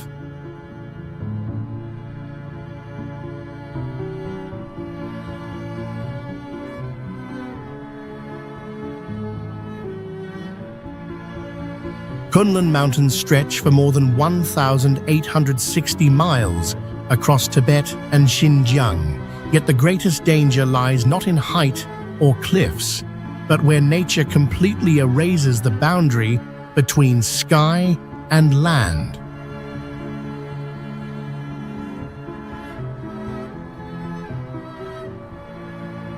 In the Nalangali area, locals call this place the Valley of Death, a zone they strictly avoid because they believe all life that enters is swallowed.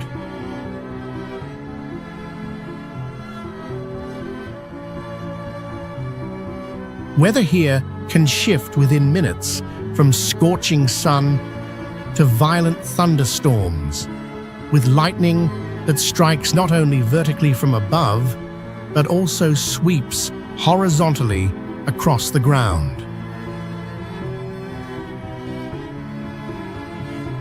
Beneath the fine white snow lie sinkholes and pockets of liquid mud capable of consuming people and livestock within seconds.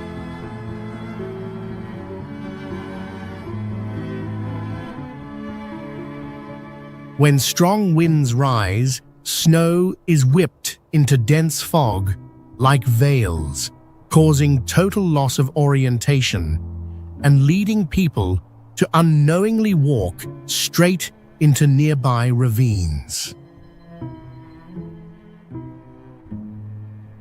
At elevations above about 16,400 feet, oxygen levels drop to roughly half of those at sea level, triggering acute pulmonary and cerebral edema.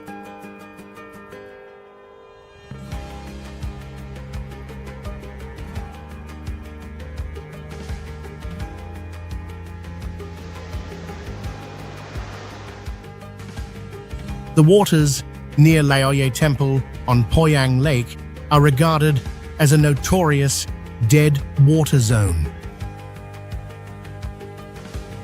In just about 30 years, from the year 1960 to the year 1990, more than 200 vessels vanished here, taking with them over 1,600 people who disappeared without a trace.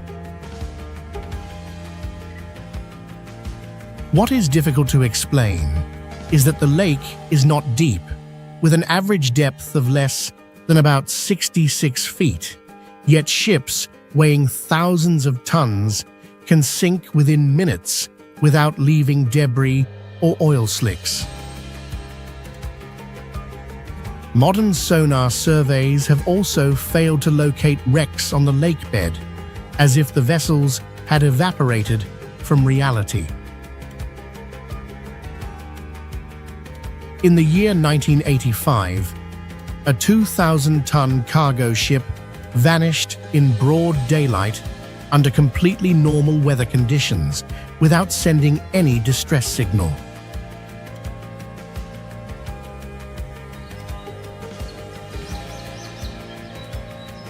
Shenongjia lies in the mountainous western region of Hubei Province, covering an area of more than 1,200 square miles, and is the only region in China named after a forest.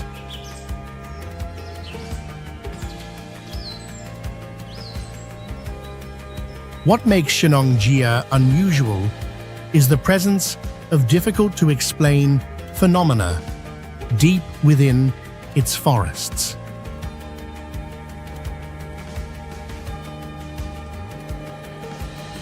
Here, researchers have recorded an abnormally high density of naturally occurring albino animals, including white deer, white bears, white snakes, and white squirrels.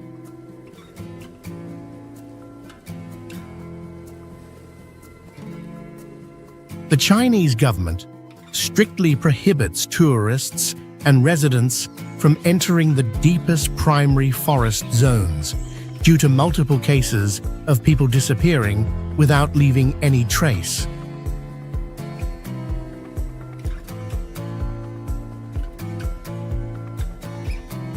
Within the local community, there exists an oral rule: see a white deer and turn back, see red mist and hold your breath.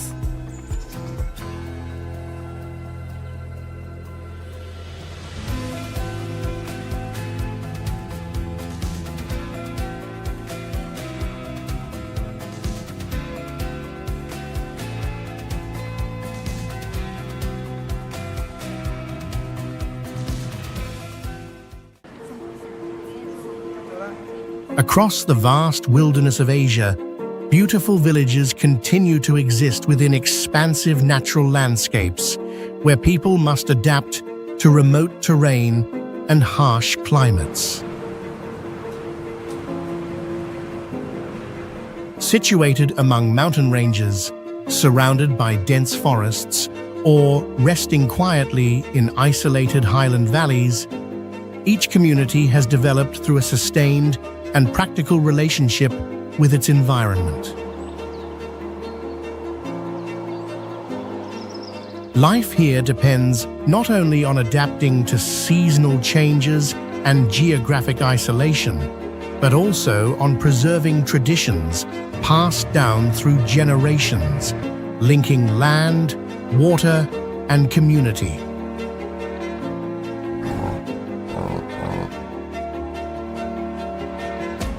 Reaching these villages requires crossing rugged routes, traveling long distances through mountains and forests, and navigating narrow paths that remain largely cut off from the outside world. Join us as we explore the most beautiful villages in Asia, where daily life unfolds within some of the most expansive and isolated landscapes on Earth.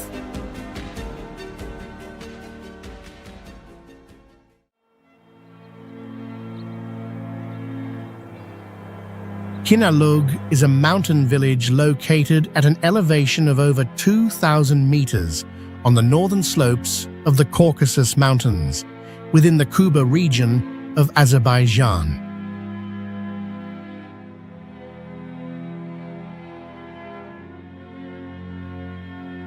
The village clings to a steep mountainside, where stone houses are built directly against one another and stacked according to the natural terrain, forming a continuous structure.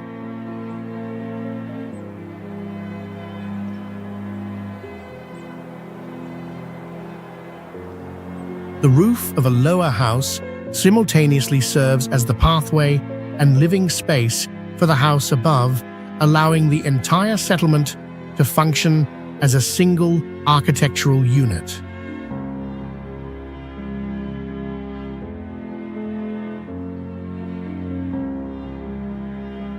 Construction relies primarily on local stone, with thick walls and minimal windows, adapting the buildings to long winters and strong highland winds.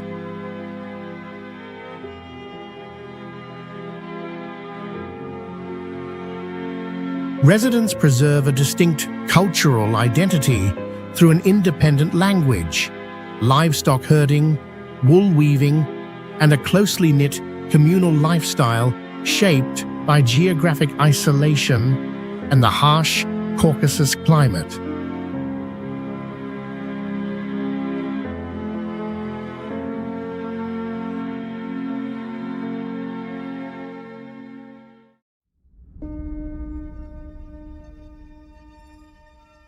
Huaipu Keng is a small riverside village in Mai Hong Son province, northern Thailand, where a Karen community lives in relative isolation amid forested mountains and flowing water.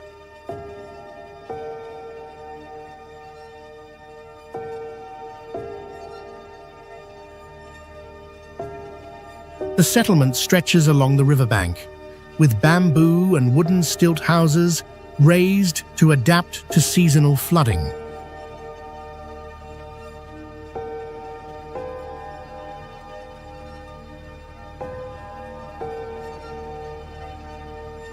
The village layout is elongated rather than centralized, with dirt paths linking scattered clusters of homes along the river corridor.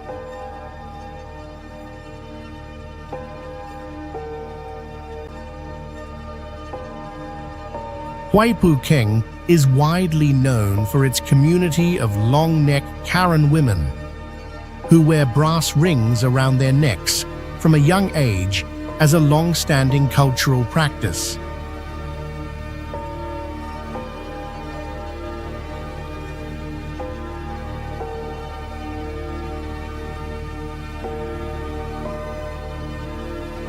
These metal coils are not removed and function as a visible marker of identity closely associated with the village.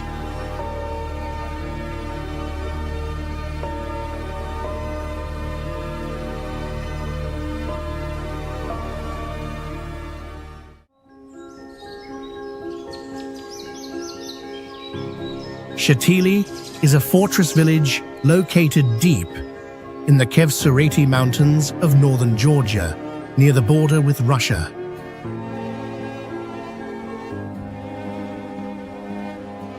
The village is built entirely from stone, clinging to a steep mountainside and facing a narrow valley below.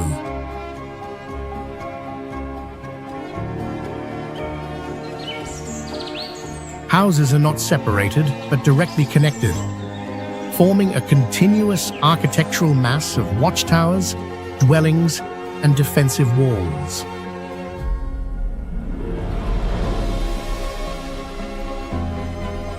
The roof of a lower structure simultaneously functions as the courtyard and passageway of the structure above, allowing the entire village to operate as a unified military system.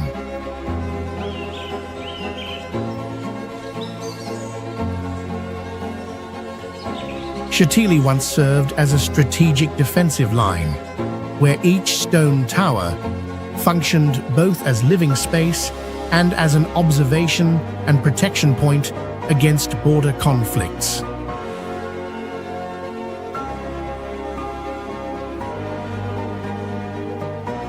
The interior space of the village is narrow, with tight paths, steep stone steps, and vertical corridors following the terrain.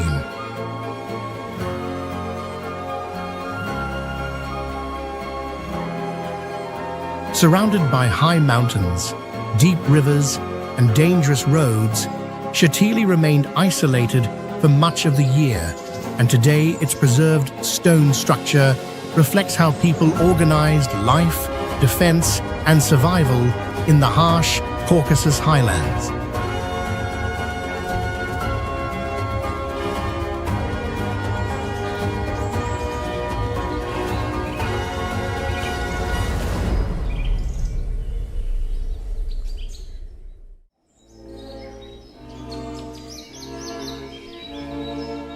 Cang Chai is located in Yanbai province and is a large terraced rice field region spread across high mountain slopes in northwestern Vietnam.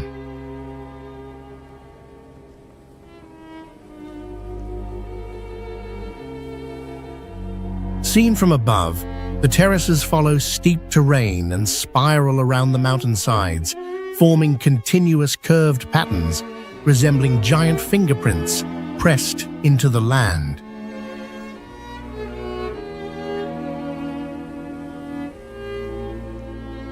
This formation results from long-term cultivation, as farmers carved fields along contour lines to retain soil and water on steep slopes.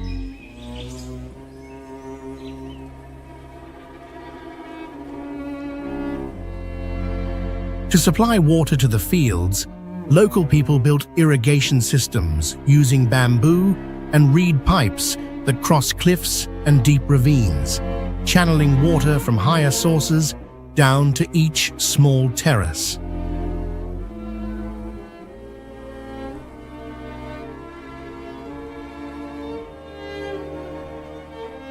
In the year 2019, the Cang Chai terraced fields were designated as a special national monument, recognizing the landscape and historical value of this farming method.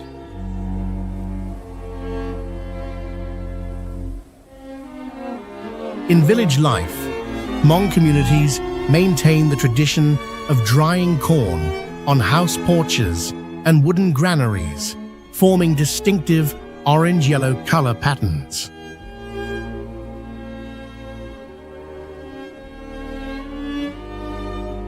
After each harvest season, the rice pounding festival takes place in the villages, marking the completion of the agricultural cycle and preparation for the next cultivation season.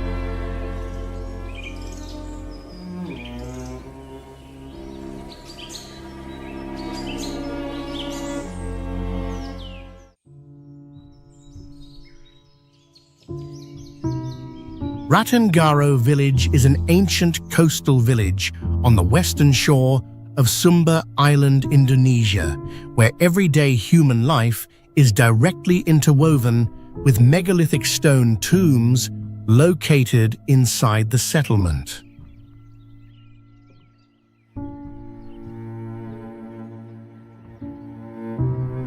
Large burial stones are placed among residential houses, making the boundary between living space and burial ground almost non-existent in daily life.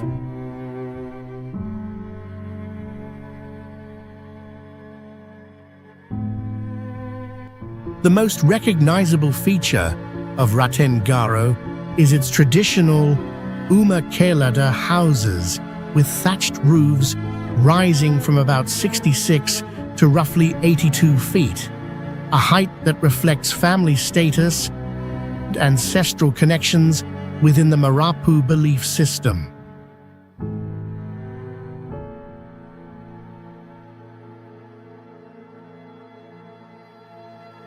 The entire house structure is built from wood, bamboo, and rattan bindings without metal nails, allowing flexibility against strong coastal winds and harsh marine conditions.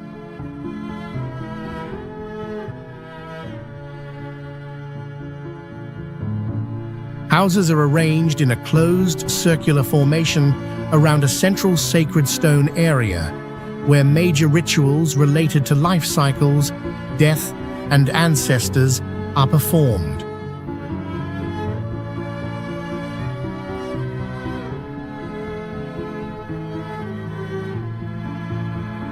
Despite its ritual-heavy appearance and strict taboos, the people of Ratangaro maintain an open attitude toward visitors, welcoming them into family spaces as long as traditional rules are respected.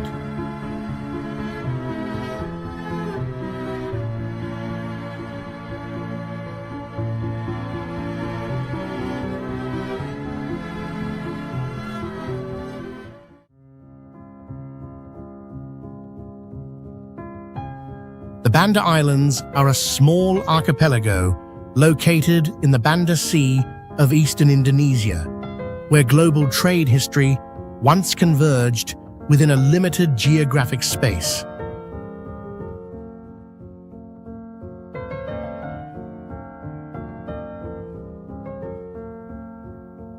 Volcanic islands rise from deep waters, creating steep terrain, narrow coastlines, and clear blue seas surrounding the landforms.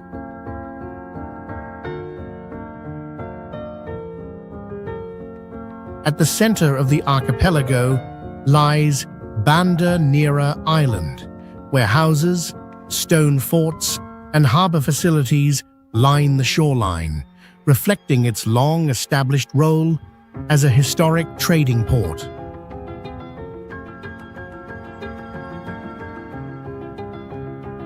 Banda was once the only place on Earth that produced nutmeg, a spice of strategic value that drew European powers and shaped regional history for centuries.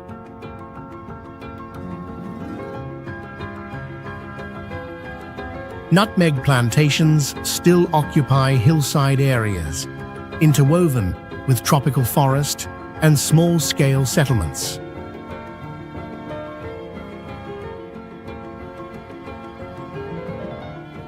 Across from Banda Nera stands the conical volcano Gunung Api, which dominates the visual landscape and continues to influence daily life centered on the sea, coastal fishing, and port-based activities.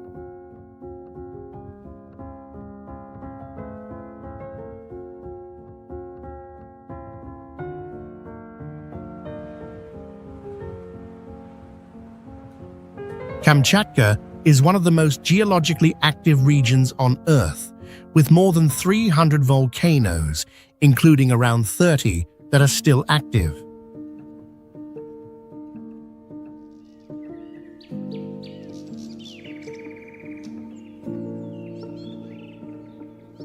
It contains the second largest geyser field in the world after Yellowstone, where dozens of hot water and boiling mud jets erupt from the ground inside lush green canyons.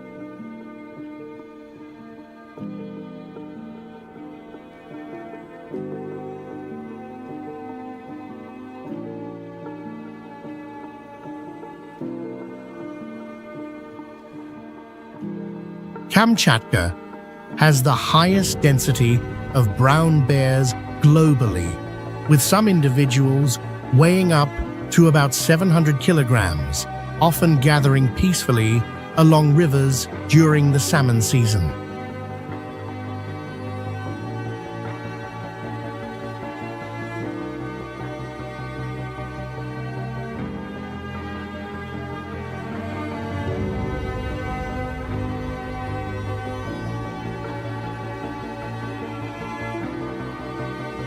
Despite being a massive peninsula attached to the Eurasian continent, Kamchatka has no road connection to the rest of Russia and can only be reached by aircraft or sea.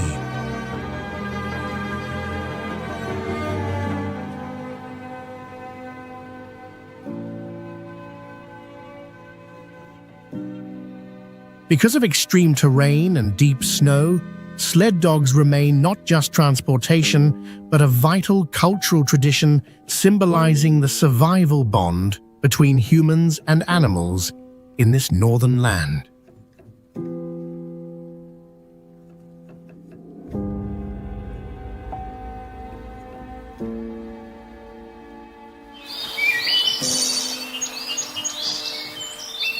Arslanbob is a mountain village in southern Kyrgyzstan, located beneath the slopes of the Fergana Range and surrounded by the largest natural walnut forest on Earth.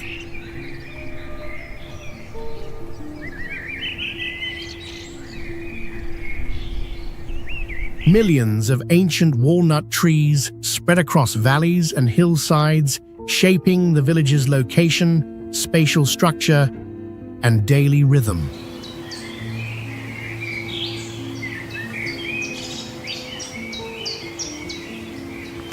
Houses are scattered beneath the forest canopy, with paths and fields following steep terrain, making the boundary between settlement and woodland almost non-existent.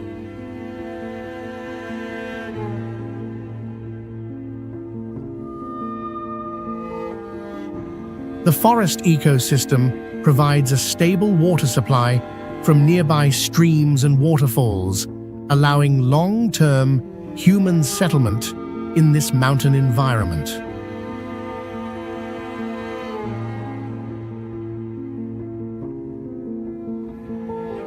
The lives of Arslanbob's residents are closely tied to the walnut forest, especially during harvest season when the entire community gathers nuts, dries them, and stores them.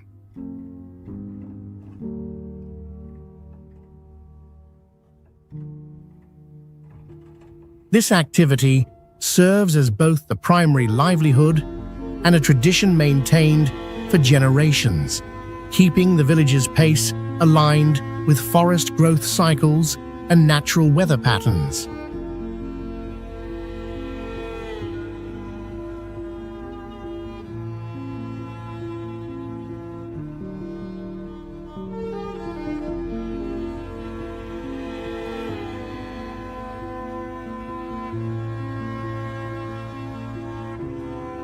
Khatgal once served as the base of the so-called Mongolian Navy, despite Mongolia being the world's second largest landlocked country, with a fleet of only one tugboat and 7 sailors, at times only one of whom could swim.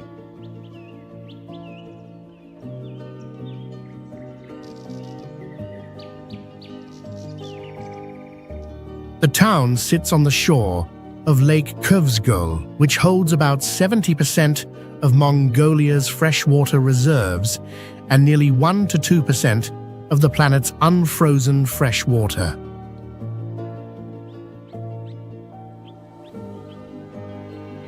Khatgal lies at a rare geographical boundary where dense Siberian taiga forests meet the vast grasslands of Central Asia.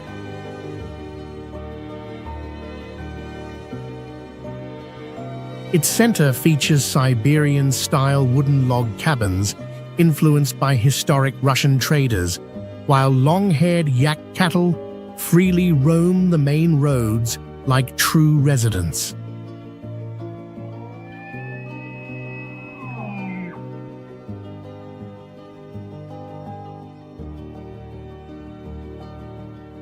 In winter, the entire landscape turns crystalline as the lake freezes solid, forming blue marble, like ice, crossed by kilometer-long natural cracks.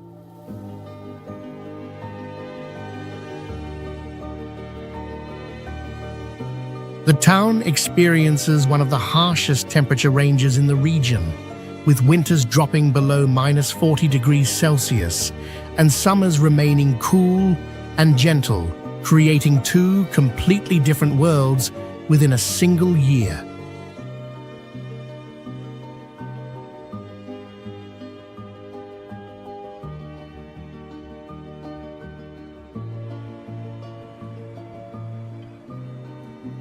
Paro Taktsang is the highest spiritual symbol of Bhutan and is considered one of the most impossible architectural structures in the world, clinging to a sheer granite cliff at an elevation of 10,236 feet.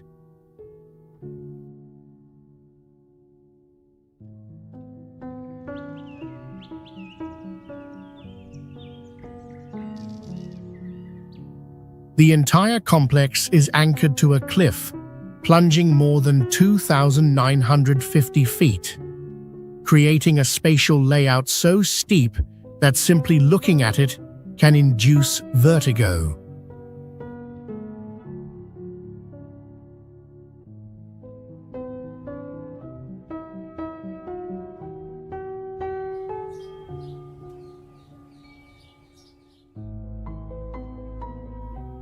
The monastery consists of 4 main temples and 8 caves, some of which are so narrow that only one person can pass through at a time to enter for worship.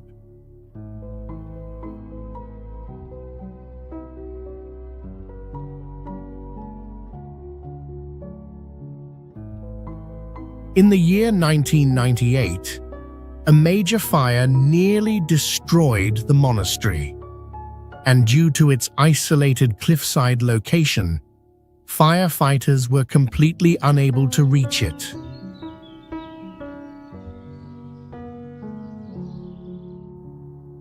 The successful restoration of the monastery in its original position by the Bhutanese people in 2005 stands as a rare testament to human endurance and the ability to reclaim life in extreme terrain.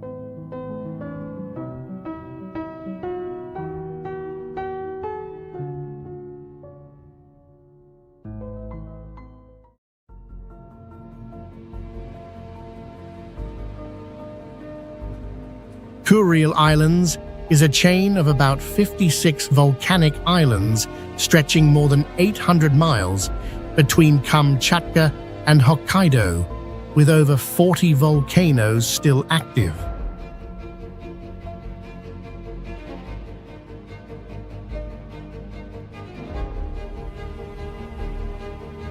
The landscape is frequently wrapped in thick summer fog, hiding massive volcanic peaks and reinforcing the extreme isolation of the islands.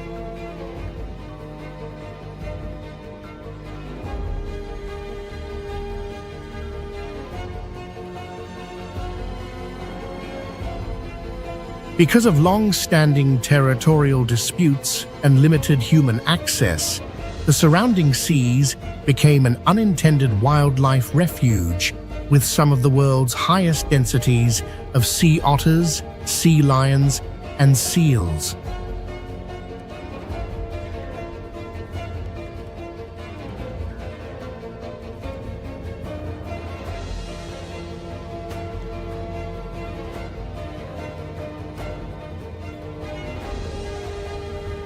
Scattered along the coasts and inside caves are rusting tanks, underground fortifications, and abandoned military tunnels left from World War II, standing in stark contrast to the raw natural environment.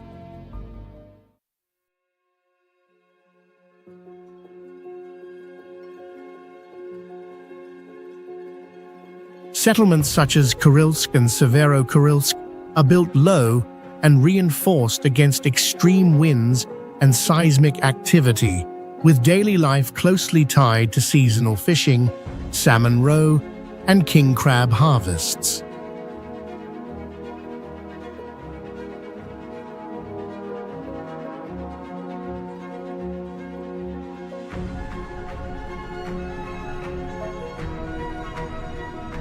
Tienl Village, also known as Tila, is one of the oldest and most remote settlements deep within the Upper Limi Valley in the Humla region of Nepal. The village clings tightly to a rocky mountainside, with houses stacked in terraced layers, where the roof of one home becomes the pathway or courtyard of the one above.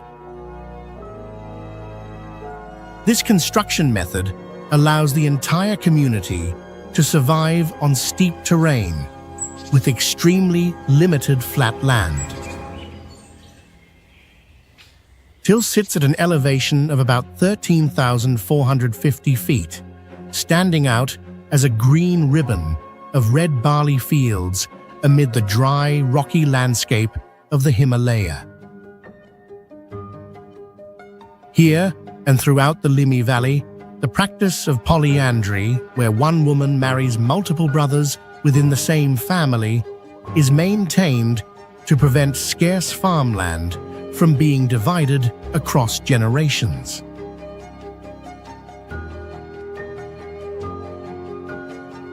Until recently, Tienl was almost completely cut off from the outside world, with no mobile signal or internet, relying instead on satellite phones and multi-day walking journeys for communication. In this harsh environment, herds of black yaks provide milk, meat, and wool, while food sharing and mutual help in house construction function as essential rules that allow the community to endure over time.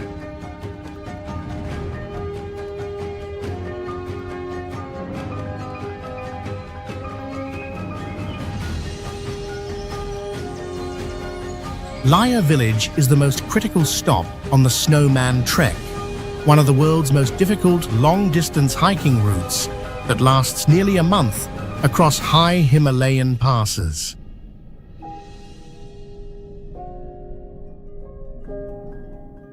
The village sits at extreme altitude and remains highly isolated, with stone and timber houses where livestock occupy the lower level for warmth and families live above, framed by windows painted with spiritual motifs. Its residents identify not simply as Bhutanese, but as Layaps, a distinct group with Tibetan origins pushed southward during the 15th century. Laya transformed economically after the harvesting of cordyceps, a parasitic fungus known as Himalayan soft gold, bringing exceptional income to this remote community. The village is one of the few places on Earth where polyandry still exists, allowing one woman to marry multiple brothers to keep land holdings intact. Layap women are instantly recognizable by their unique conical bamboo hats decorated with colorful beads, worn daily in fields and during festivals alike.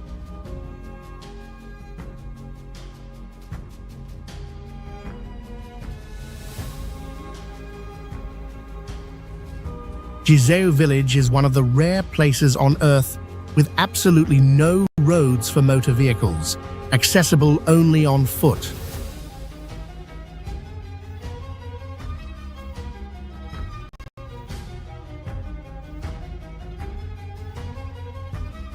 The sole approach crosses a swaying suspension bridge, while all food and building materials are carried by people or pack animals.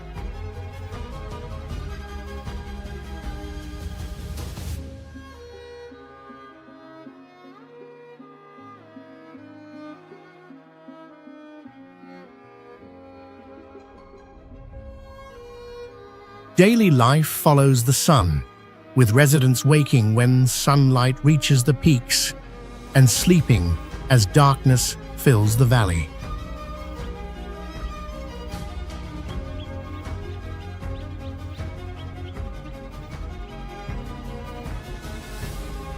A chain of natural turquoise ponds lines the valley, formed where the Gizo River is naturally dammed.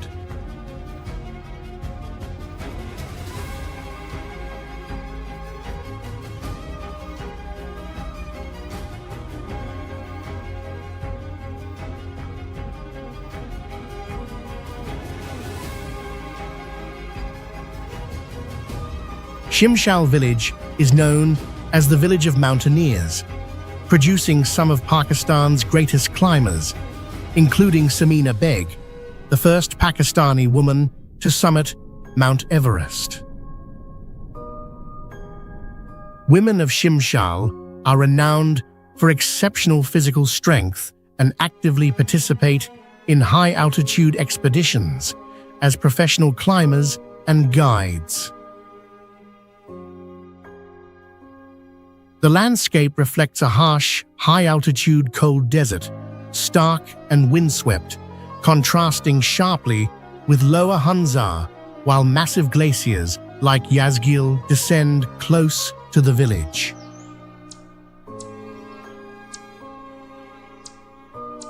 The only jeep road into Shimshal was completed in 2003, after 18 years of villagers carving cliffs by hand with crowbars and explosives, ending centuries of a dangerous 3-day walk to the outside world. Deeper inside the valley, a massive glacier blocks access, forcing travelers to cross its fractured icy surface on foot.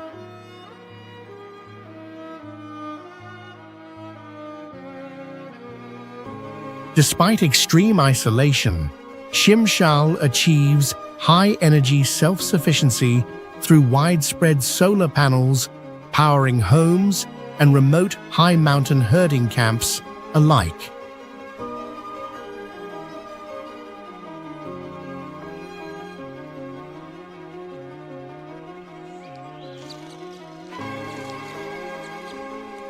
Jiabang Village is located deep in the southeastern mountains of Guizhou Province, China, and is a Miao settlement surrounded by a large-scale system of terraced rice fields.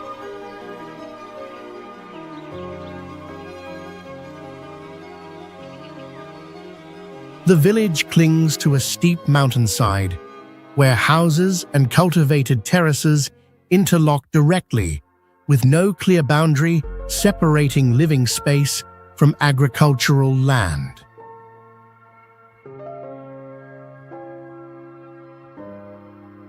The terraces are formed by carving the mountain along contour lines, extending from the base upward and creating successive curved layers that closely follow the terrain.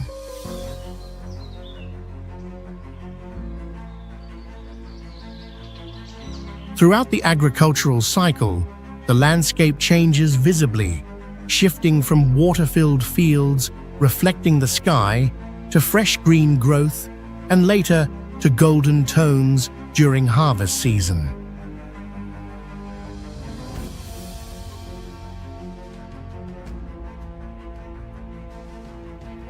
Houses are primarily built from wood with sloped roofs facing the terraces, allowing residents to monitor and tend their fields on a daily basis.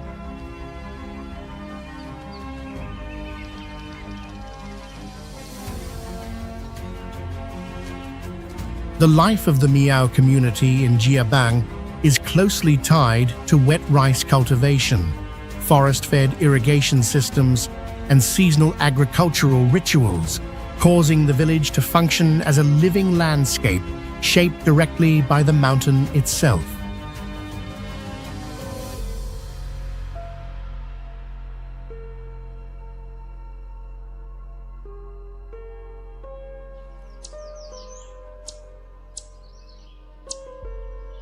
Komek is a small village located in the Spiti Valley and is often cited as the highest village in the world, connected by a paved road.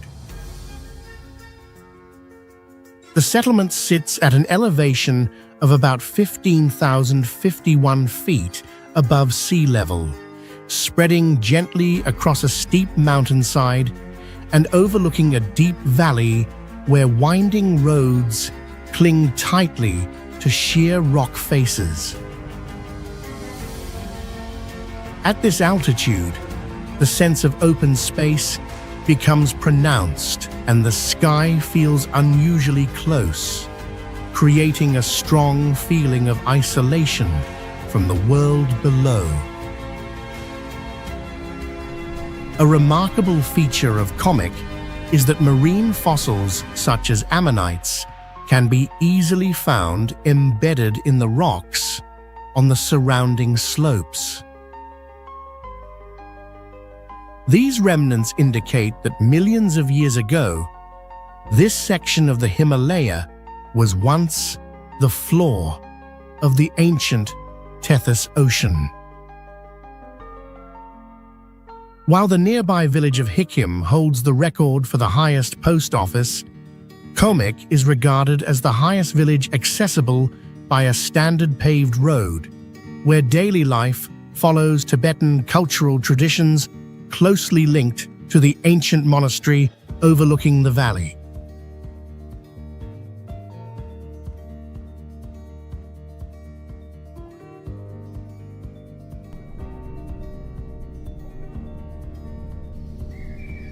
Kalap Village is a remote settlement offering a self-sufficient lifestyle, where visitors can herd sheep or harvest wheat on steep Himalayan terrace fields.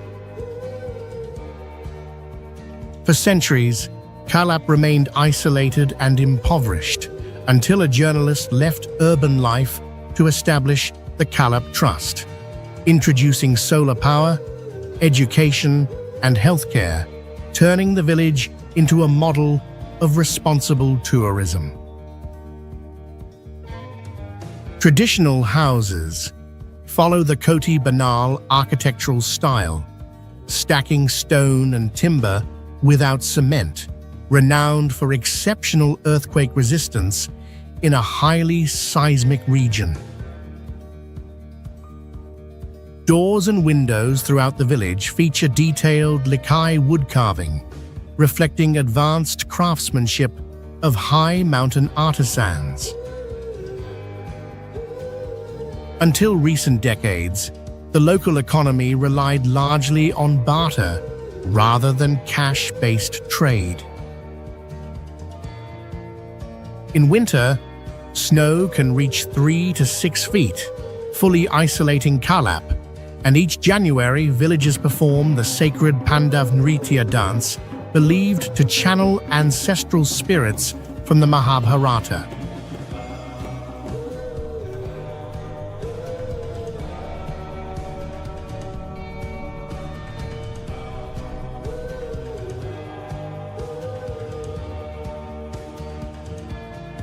Yubeng village remained virtually invisible to the outside world for centuries, until villages were discovered by following millet grains leaking from the sack of a mysterious old man to a massive rock hiding the entrance.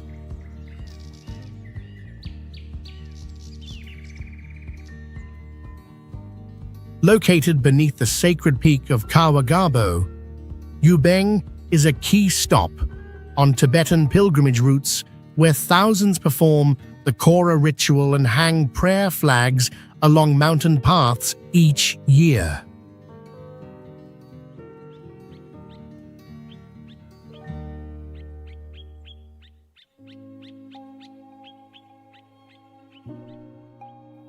A strange rock known as Shijuan Tianshu bears natural markings resembling ancient scripts that remain partially undeciphered.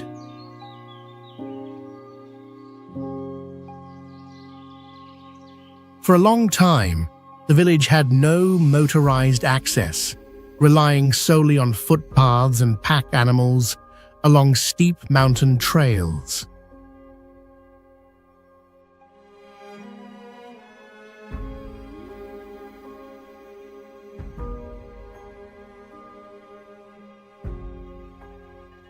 Strict unwritten laws forbidding ascent of Kawagabo have kept the mountain unconquered, with a sacred waterfall plunging from sheer cliffs as the spiritual heart of Yubeng.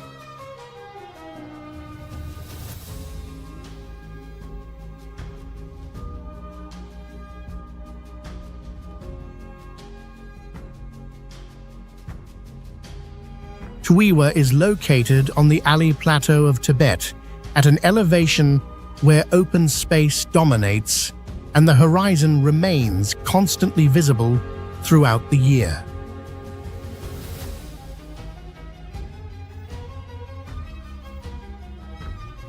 The village exists within an arid landscape where rock and soil prevail and low vegetation clings close to the ground to withstand persistent cold winds.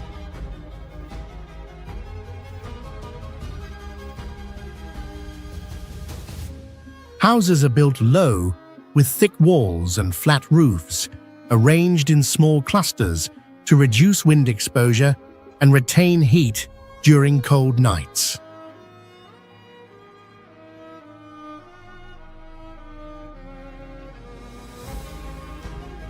Surrounding the settlement are expansive grazing lands, where herds of yaks and sheep move seasonally, shaping a rhythm of life directly dependent on natural conditions.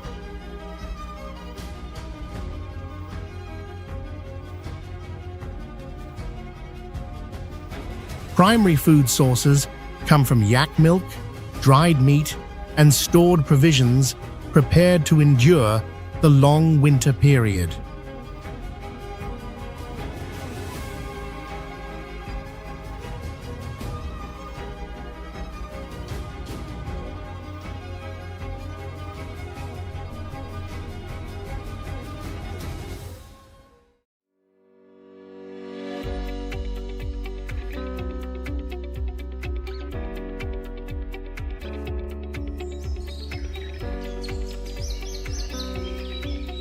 Bo Kluea is a mountain village located deep within Nan Province in northern Thailand, where human life is directly tied to natural rock salt resources amid forested mountains.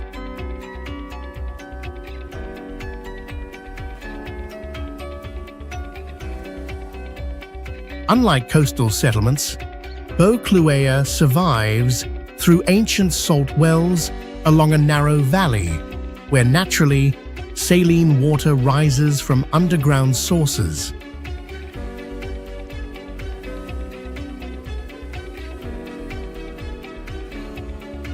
For centuries, residents have extracted this brine by drawing it up and boiling it in small wooden huts, allowing salt to crystallize through manual methods.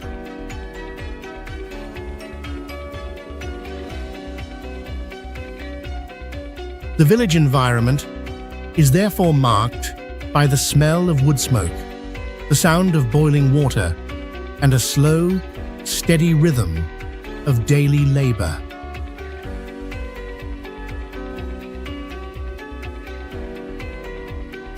Houses are low and simple, arranged along streams and mountain roads, adapted to steep terrain and a cool, year-round climate.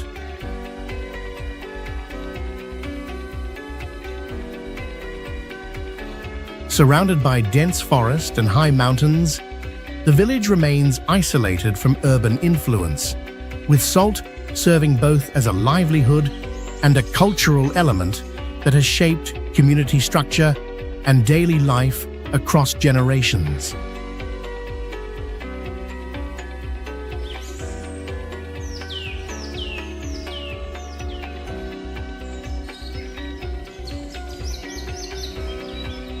Bina village lies on Flora's Island, beneath the shadow of Mount Ineri, rising about 7,365 feet, a cone-shaped volcano that dominates the village landscape as a constant looming presence.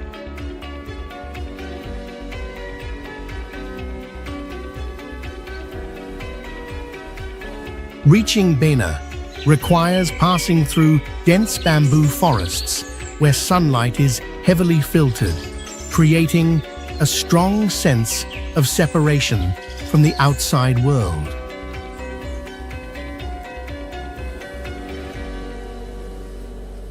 Inside the village, large mushroom-shaped thatched houses are arranged in two parallel rows along a central axis, forming an enclosed spatial layout where daily life unfolds under communal observation.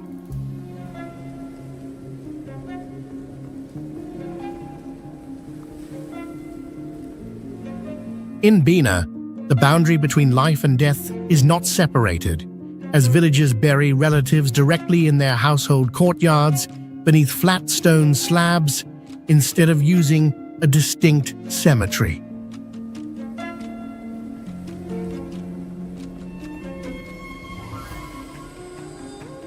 In front of each house, layers of buffalo horns and wild boar jaws are displayed, recording sacrificial rituals and the lineage history of each clan.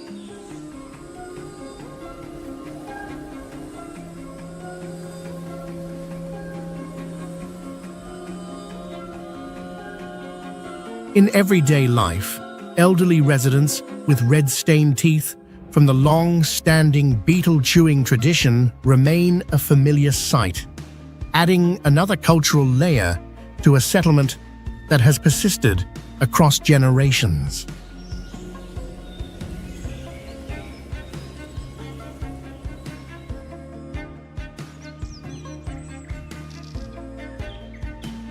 Baksan is a closed valley located among limestone mountain ranges in Lang Son Province, Vietnam, where natural landscape and agricultural life are closely interwoven within a confined space.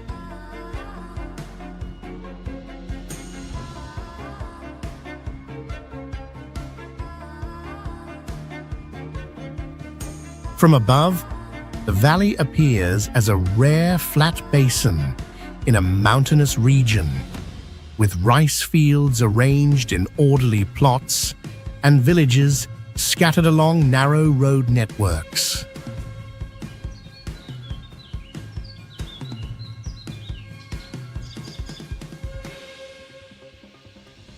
Unlike many other upland areas, residential houses here are concentrated on the valley floor rather than on steep slopes, taking advantage of fertile alluvial soil and reliable water sources.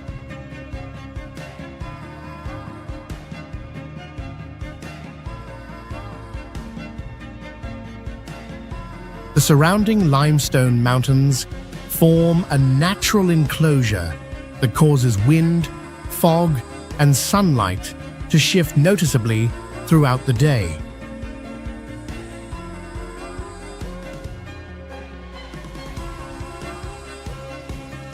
Rice cultivation in Baksan follows traditional seasonal cycles, during which the entire valley turns uniformly green or golden, reflecting a stable agricultural rhythm sustained across generations.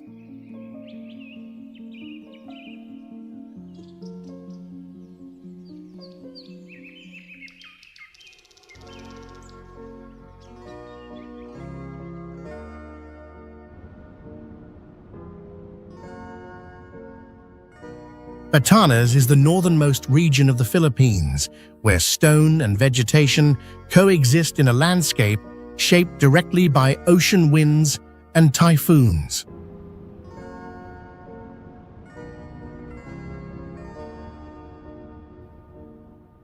In villages such as Chavayan and Savidug, Ivatan houses are built entirely from local coral stone and limestone, left unpainted to expose surfaces weathered by centuries of storms.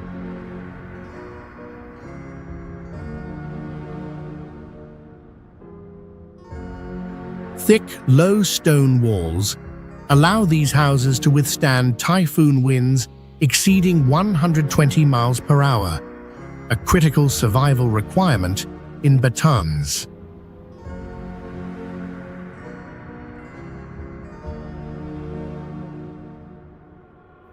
Mosses and wildflowers grow naturally on the rough stone surfaces, creating a sharp contrast between inorganic material and persistent life.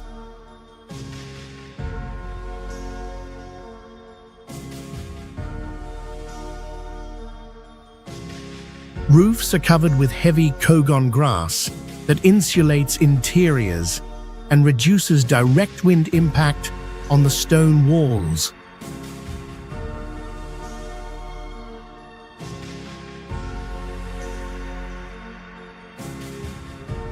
In an environment frequently isolated by extreme weather, the Ivatan people practice a community system called Yaru, in which the entire village repairs damaged houses together.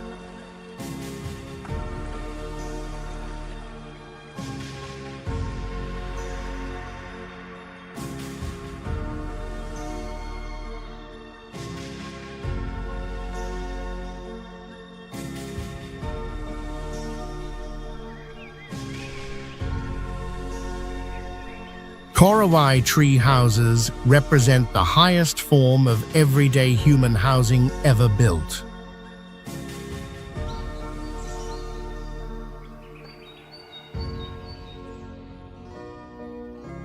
The Korawai people construct their homes on tree trunks, rising from about 20 to 40 feet, with extreme examples reaching heights of roughly 115 to 165 feet above the forest floor.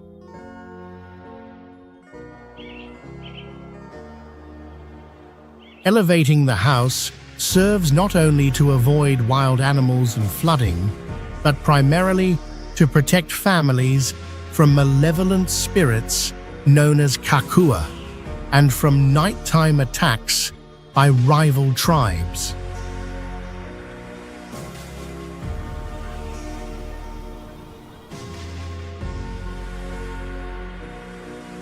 Each structure is built entirely from forest materials such as wood, bamboo, and sago palm leaves, blending into the environment and resembling massive bird nests growing directly from the trees.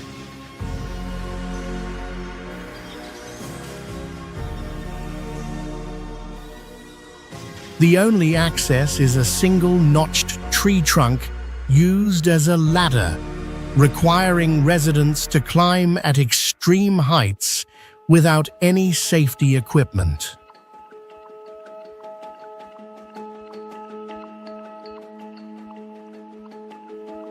Despite the danger, indoor fire pits are built using clay and insulating layers for cooking and warmth, where a fire at around 130 feet leaves virtually no escape other than fatal descent or burning with the house.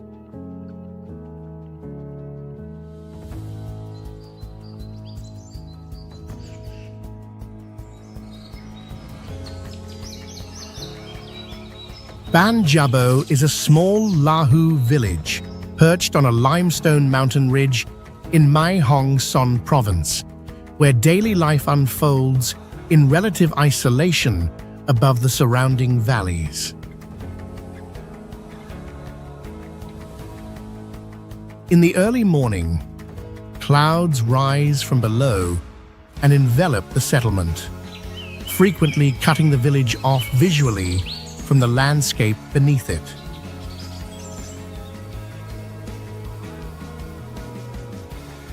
The Lahu community here is identifiable by traditional black clothing embroidered with colored threads and decorated with small silver elements, reflecting cultural values.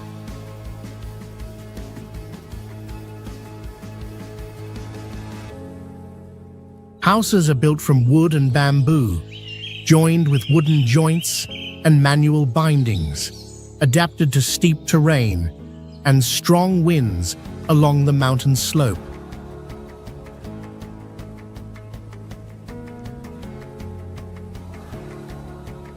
During festivals, residents gather around fire to perform traditional Lahu dances.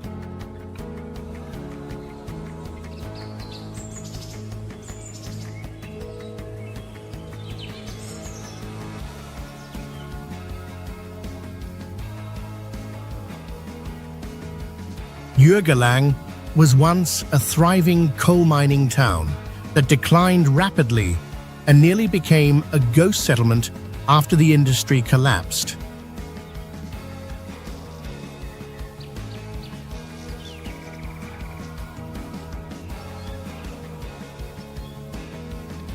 Instead of disappearing, the entire community reinvented itself through community-based tourism, turning former coal miners into professional guides and hosts.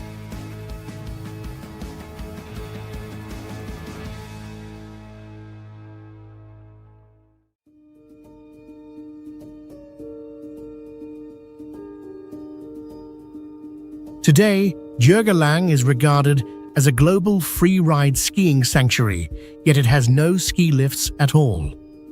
Skiers must climb using climbing skins or rely on cat skiing, preserving the mountains in an almost untouched state.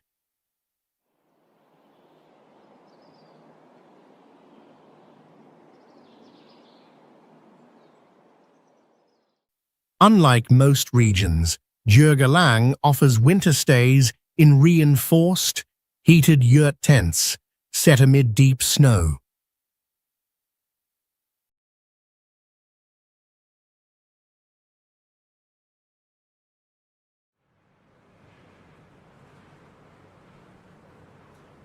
Aogashima is a rare volcanic island where a massive crater rises from the ocean and contains a smaller inner volcano known as Maruyama. The island is encircled by sheer sea cliffs, hundreds of feet high, and has no natural sandy beaches, giving it the appearance of an impregnable fortress in the Pacific Ocean. Although administratively part of Tokyo, access to Aogashima depends entirely on weather conditions, with frequent helicopter and ferry cancellations due to dense fog and rough seas.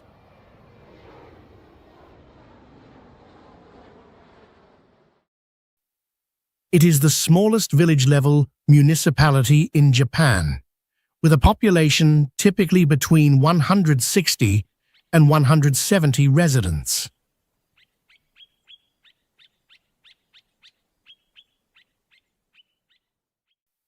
Local salt production relies entirely on geothermal heat, slowly evaporating seawater over weeks without using electricity or firewood. Natural fumaroles around Maruyama are used for cooking food and operating communal steam baths powered directly by volcanic heat.